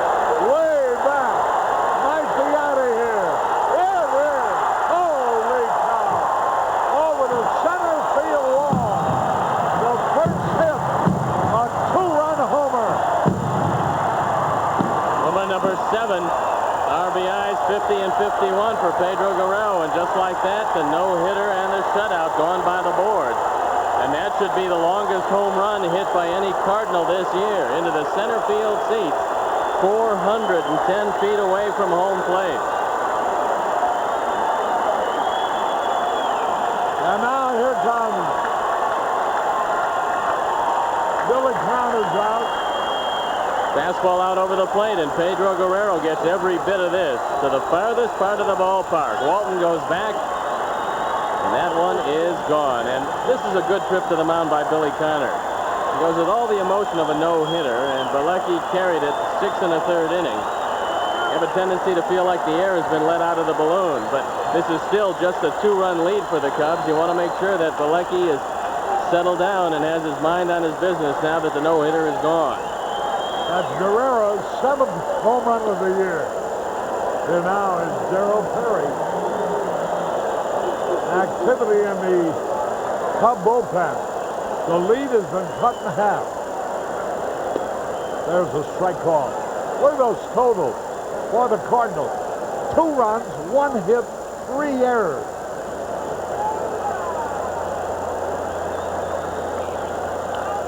Bouncing ball. Foul ball. Foul ball. All you had to do was watch the umpire. Charlie Rutherford. Vladdy Renfro, Paul Ossenbacher getting loose in a hurry. You know, Mike Bielecki's coming back off an elbow strain. He actually had a forearm problem just below the elbow. And so you do worry on a very hot and humid night here in St. Louis about his endurance. With a no-hitter, you're running on a lot of adrenaline, but that kind of leaves you as the ball sailed out of the park. 1 out, 2 in, nobody on. They measured the home run at 425 feet. Bouncing ball, Grace has it. He'll take it himself. And Gerald Perry is retired. Here's Todd Zeal now. Well, one thing about it. It was a fine hitter who got the first hit off of Mike Bielecki. And it wasn't a cheap one. I should say it wasn't. Now the Cardinals as a team have 27 homers. Guerrero leads with 7. Cecil Fielder and Jose Canseco individually each have 21 home runs. That's one man 21. The whole team 27. Zeal with a count of 1 ball, 1 strike. Cubs need some more runs. In the 8th, they have the right hitters coming up.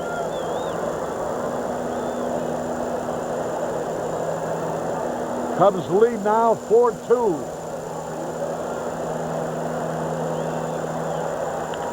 Ramon to shortstop. Dunston has it. Throws to first to retire the side. So, at the end of 7th, the Cubs lead 4-2.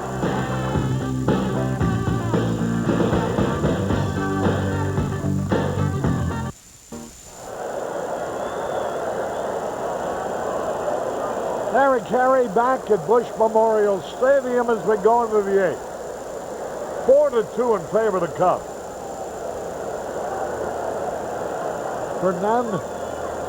Pedro Guerrero's 426-foot home run is the only hit of Mike Bielecki. It was good for 2 runs.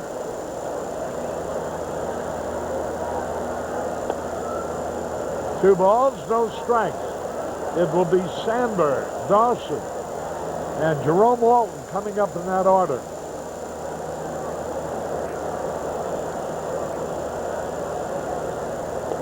Ball 3.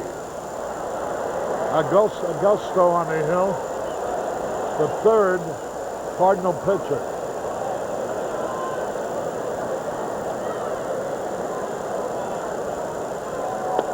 Strike, 3-1. On the scoreboard, it reads for the Cardinals 2 runs, 1 hit, 3 errors. 1, 2, 3. Ball 4, he walked him. And that will bring up Dawson against the left-handed Juan Agosto. Really surprised that Augusto was still in the game. He came in to get the job done, and he retired Mark Grace to get out of that 7th inning. But you had the 3 right-hand hitters here in the Cub 8th. And nobody up in the bullpen for the Cardinals. So let's see if the Cubs can take advantage of a left-hander on the mound. Sandberg, a good runner.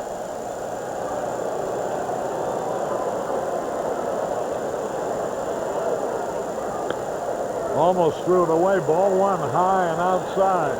That'll send the bullpen to work. Joe Torre not liking how Augusto has started out this 8th. And it's Chris Carpenter once again.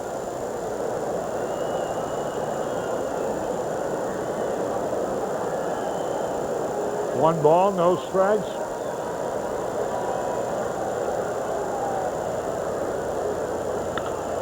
There's a drive. Way back. Might be. It is. Holy cow. Did he ever hit that ball? To the center field end of the left field bleachers. And that might be around 426 feet. Dawson, his 14th homer of the year and his 49th RBI. The Cubs took advantage of, I think, a lapse on the part of Joe Torre. Only the second home run given up by Juan Agosto, but with the lead cut to 2, he allowed the left-hander to stay in there. And Dawson took him way back. And the Cubs have regained their 4-run lead. Boy, did that ball ever carry. It had to go at least. Now the pitch a little inside. Let's see if they give the measurement of the visiting team home run. I don't think they're going to do that. It depresses the pitching staff. The pitch.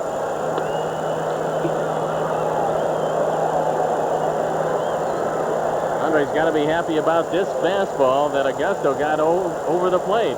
Look where this ball lands. There's a drive way back. This one might be out of here. It hits the top of the fence. Here goes Walt on his way to second base. And Augusta's not exactly fooling anybody. That came an eyelash from going out of the ballpark as Jerome Walton turns on one and hits it a ton. Just under the yellow line, high off the wall, and Walton in at second base. It almost hit the O'Doul's beer sign. That's one of many Anheuser-Busch products, of course. There's Budweiser and Michelob, and there's O'Doul, and all the dries and the lights, all made by one great brewery.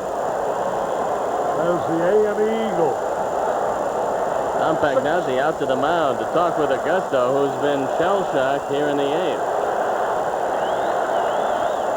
6-2 in favor of the Cubs. All the Cub fans really elated, as you can hear in the background.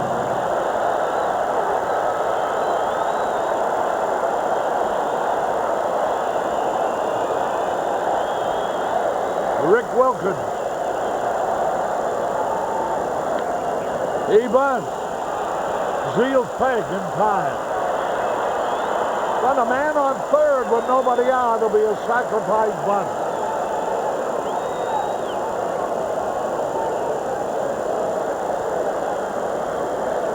And so Dunston now can drive in the run. Sacrifice number 4 for Rick Wilkins. And that's going to be it, I believe, for Juan Agosto, as Joe Torre might be locking the barn after the horse is gone. Minnesota beat the White Sox 5-4. The Yankees won of Baltimore 13-5. Look at the horse. What a great man and what a wonderful ball player. And he was voted by the fans as one of the 3 outfielders to start the game in Toronto Tuesday night. We'll have more for you following this message.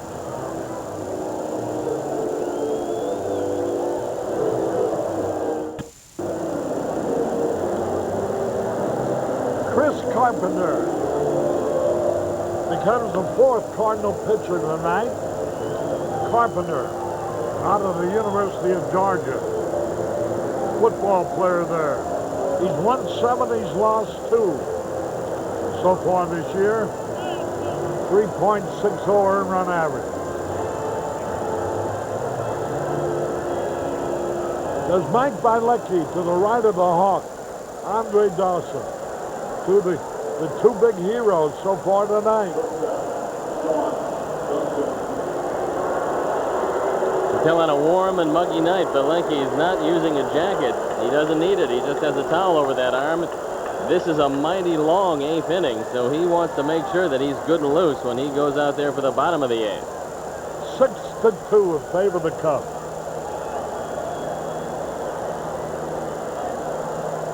Infield in. Strike call. Dunston 1 out of 3 tonight.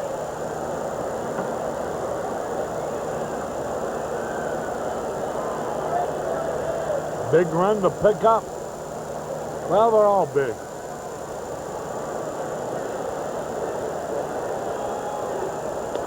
Almost threw it away, a slider. A ball and a strike. Infield in, outfield, just about medium deep. Carpenter does not have a wild pitch this year.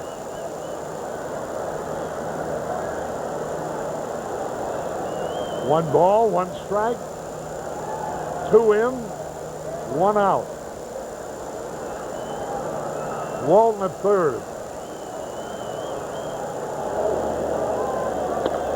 Swung and a miss. 1 ball, 2 strikes.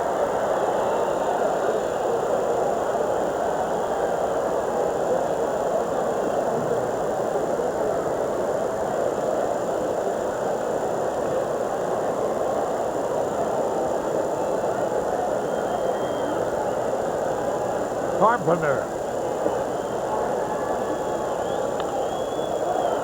Fouls it out of play into the stands behind first base.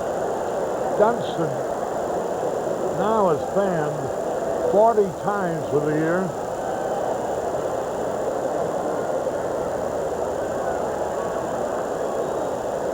He leads the team in striking out. Let's see now what something thrown on the field.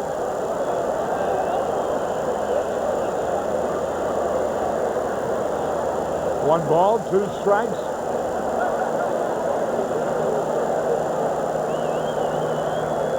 Final game of the series tomorrow night.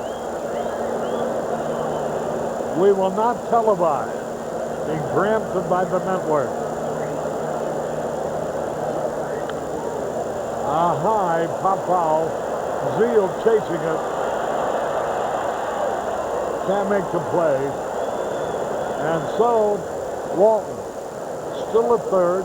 1 ball, 2 strikes to count. Chuck Cartier was talking to Walton about tagging up on the play. If Zeal is able to make that catch, it's doubtful if he can turn around and throw out Walton. But the ball was in the seats. Dunston and George Bell are tied for the most sacrificed flies, each with 6 this year.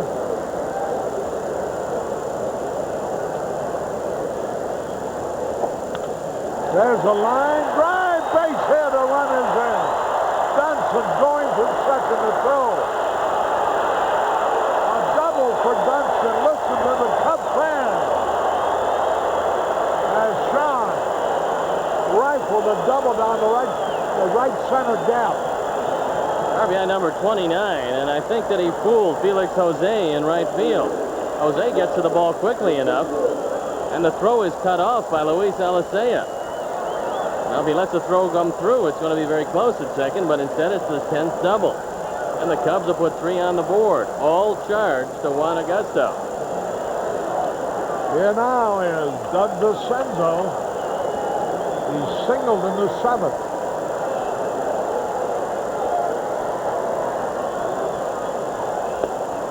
Strike call. 7-2 in top of the 8th. The Cubs have out-hit them 8-1. Outfielded them, no errors to 3. In 2 games in this series, the Cardinals, the best fielding club in the National League, has made 6 errors, 3 each night.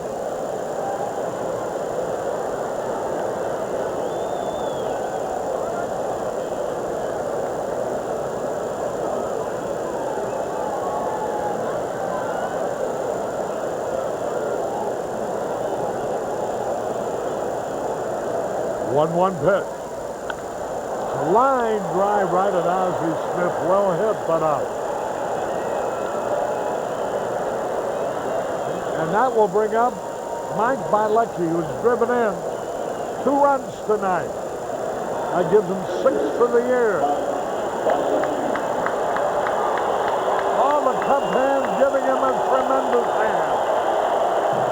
And he should get a tremendous hand from this crowd. This is just an outstanding effort by Mike Bielecki.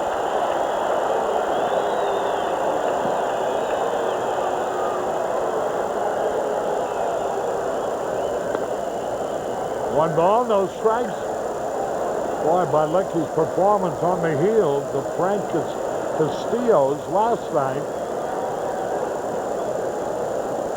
Les Lancaster goes tomorrow. Swung and he missed.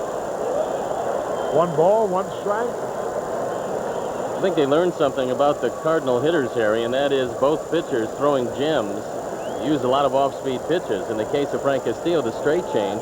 In the case of Mike Bielecki, it was the slow curveball tonight. There's a strike called. And I think that may be at the insistence of Billy Connors. Now, Castillo's always had a straight change, but this is the first time that Mike Bielecki has used that off-speed hook. 1 ball, 2 strikes. Fouled it back. A night game tomorrow night.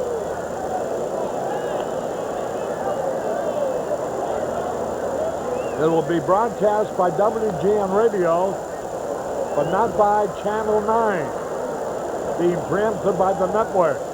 So our next television will be Thursday night from Wrigley Field when the Cubs open a series after the All-Star game against Houston.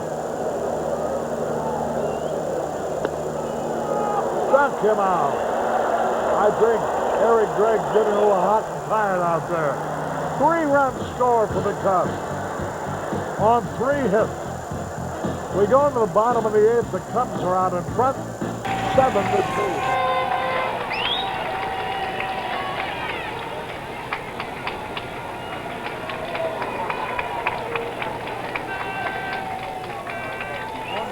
Game on their homestand.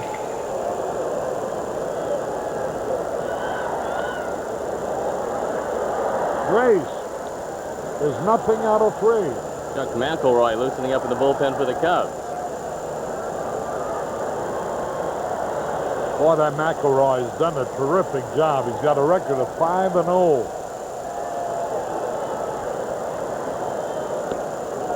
A little bit outside. I would imagine they'd want to get another left-hander or 2 for their bullpen. It certainly would give Jim Essian a little flexibility if they had 1 more down there. 1 ball, 1 strike.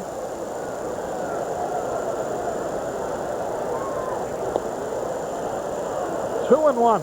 Runner at first, Bob McClure. A veteran. Pitched most of his years in the American League.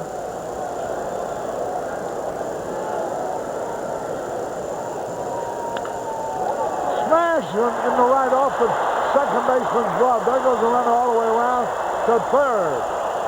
And as runners are on at first and third, as Grace ripped the single off Luis Alicia's glove. Mark Grace gets a break. He hits the ball hard, but he's been hitting the ball hard all series. And this one just off the glove of Alicia. So the Cubs have runners at the corner.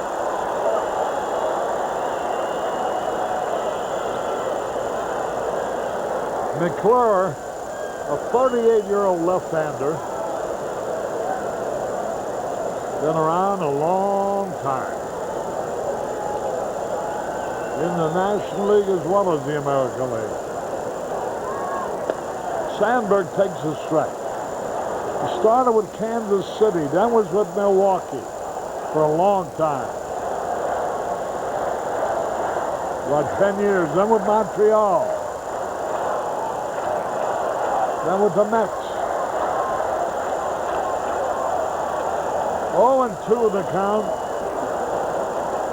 More recently, he's been with the Angels in the American League.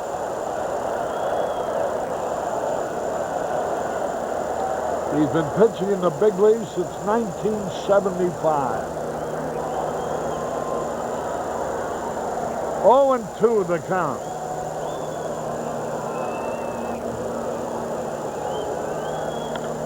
Drive in the right field, base hit, another runner's in. And it's an 8-2 ball game as Sandberg drives in his 40th. Bob McClure, the veteran left-hander, faced 4 men they all hit safely. 2 have already scored. This was a very tough and tight game through 7 innings. Looks like Chuck McElroy will come into the ball game. Mike Bielecki certainly has done his job tonight, and the Cubs are blowing it open here in the 8th and 9th. Here's Jerome Walton. Strike call. Jerome had a base hit. A double in the 8th. After replacing George Bell.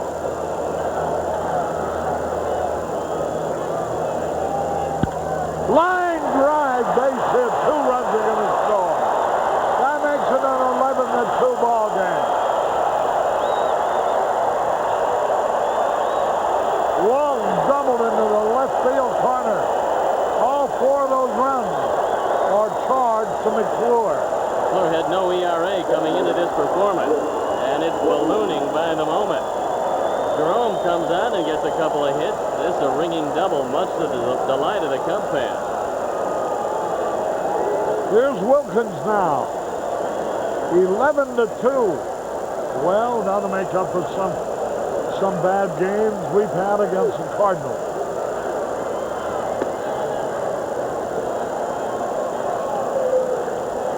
Lee Smith continues to throw in the bullpen for the Cardinals.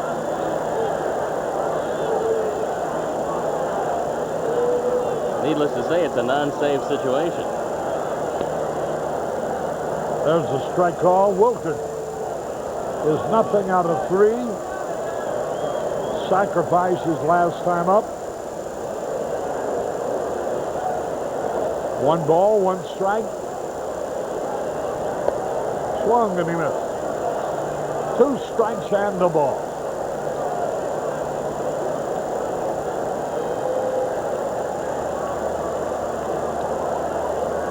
Lee Smith, one of the 3 Cardinals on the National League All-Star team, sits down in the bullpen,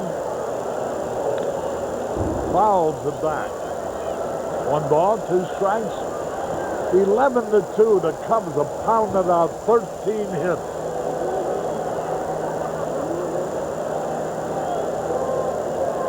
Only one of them a home run by Andre Dawson.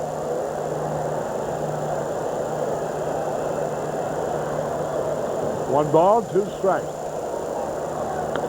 Struck come out on a high fastball. McClure's ERA went from 0.00 to right around 17.5 with this performance.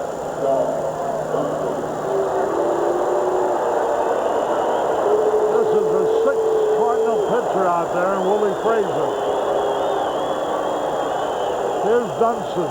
1 out of 4 drove in a run in the 8th with a double to right center.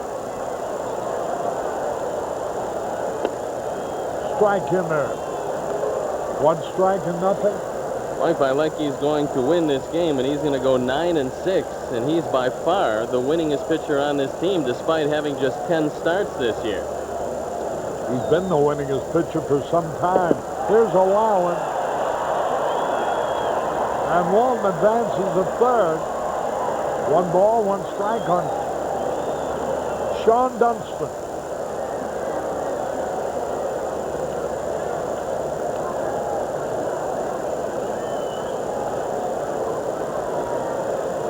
Boy, many of these spectators have left now. They're not Cub fans. The Cub fans are still here. They're enjoying this. 11-2 in the 9th. Swung and he missed. Dunston.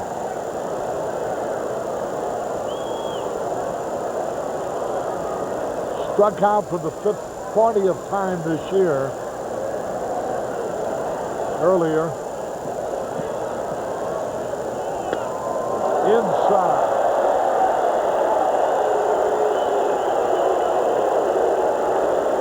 Two balls, 2 strikes. 4 runs are in. All charged to veteran Bob McClure.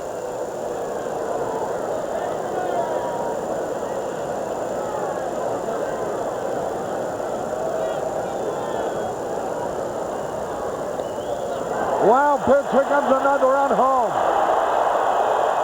And Walton crosses the plate. That run is charged for Frazier. These are his first 2 wild pitches of the year. And this is really a wild pitch. No chance for Tom Pagnozzi. Turned into a very ugly affair for the Cardinals. And the Cubs will lead the Cardinals over the season play 6-5. There's a one-hopper. Geronimo Phenia now playing. Or is that Ozzie still playing? Ozzie's still out there. Threw him out. 2 gone. And here is DeCenzo. All of a sudden, Ozzie Smith looked too big. That's what the heat will do to you. 2 out, 5 runs in.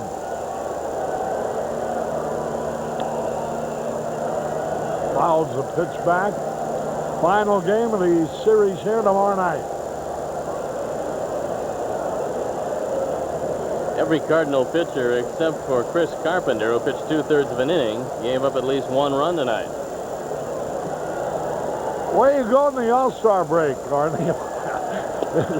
Arlington Heights. You got the box at the finish line. There's a drive in the center field going to be caught. Milt Thompson grabs it. 5-run score on 6 hits. We go into the bottom of the 9th, 12-2 in favor of the Cubs. Harry Caray and Steve Stone as we go into the bottom of the 9th. The producer-director of Cubs baseball is Arnie Harris. The coordinating producer is Bill Borson. The associate producer is Joe Cornell.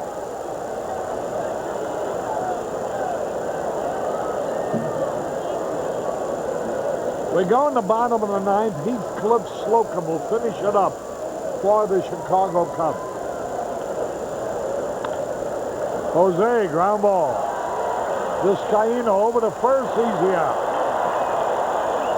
Felix Jose on the first pitch.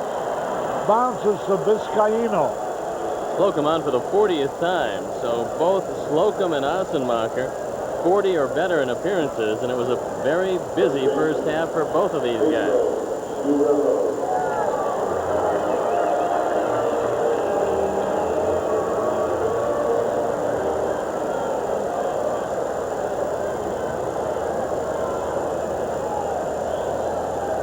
One out. Here's Guerrero, hit that tremendous home run. To break up Mike Bielecki's no-hit game. It came in the 7th with Ozzie Smith on as a result of a walk and 1 out.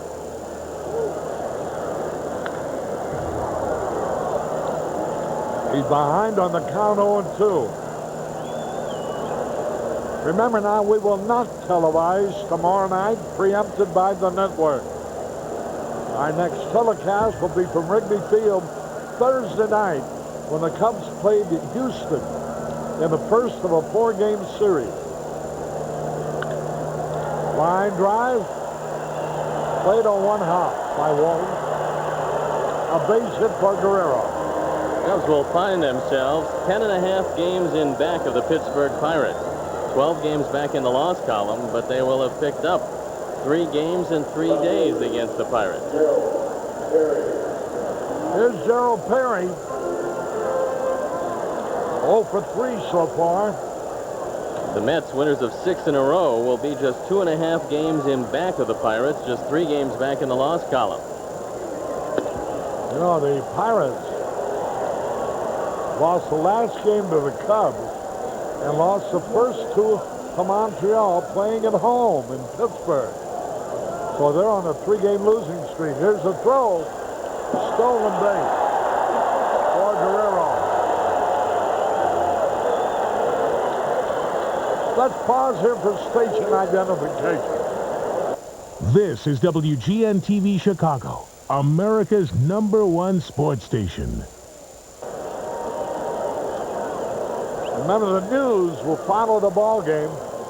Heathcliff Slocum wasn't paying any attention to Guerrero, and he stole second base easily. And that was his second stolen base of the year. Must have a stolen base clause in his contract. How else could you explain running 12-2 down? One out, one on.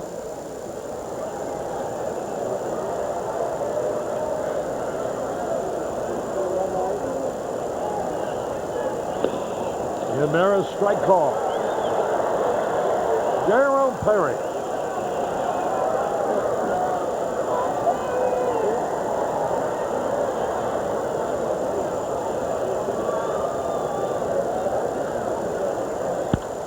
Bouncing ball. Dunstan's got it. 2 away. It's all over but the shouting, folks. The Cubs leading 12-2, going for the third in a row, the second straight over the St. Louis Cardinals here in St. Louis in the home ballpark. There's Jim Essian with Luis Salazar to his left. Hans Neal. 0 for 3. 0 for 4 yesterday.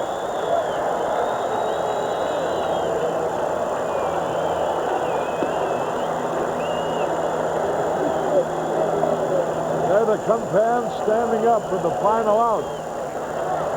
Boy, look how 50,000 people were here a few minutes ago.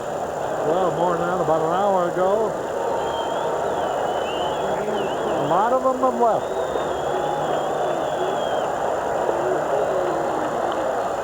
High pop foul coming back out of play into the stand. Rick Wilkins. 1 ball, 1 strike. Well, it's amazing how good a team can look when they get good pitching and timely hitting, and how bad they can look when they can't get good pitching or timely hitting.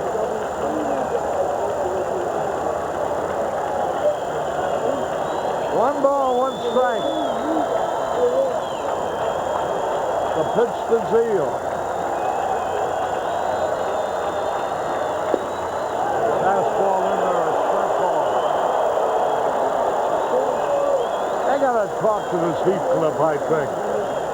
It's such a noticeable difference when he's pitching with something at stake in the game. He seems to be tense. Now he's very relaxed and throwing the ball well.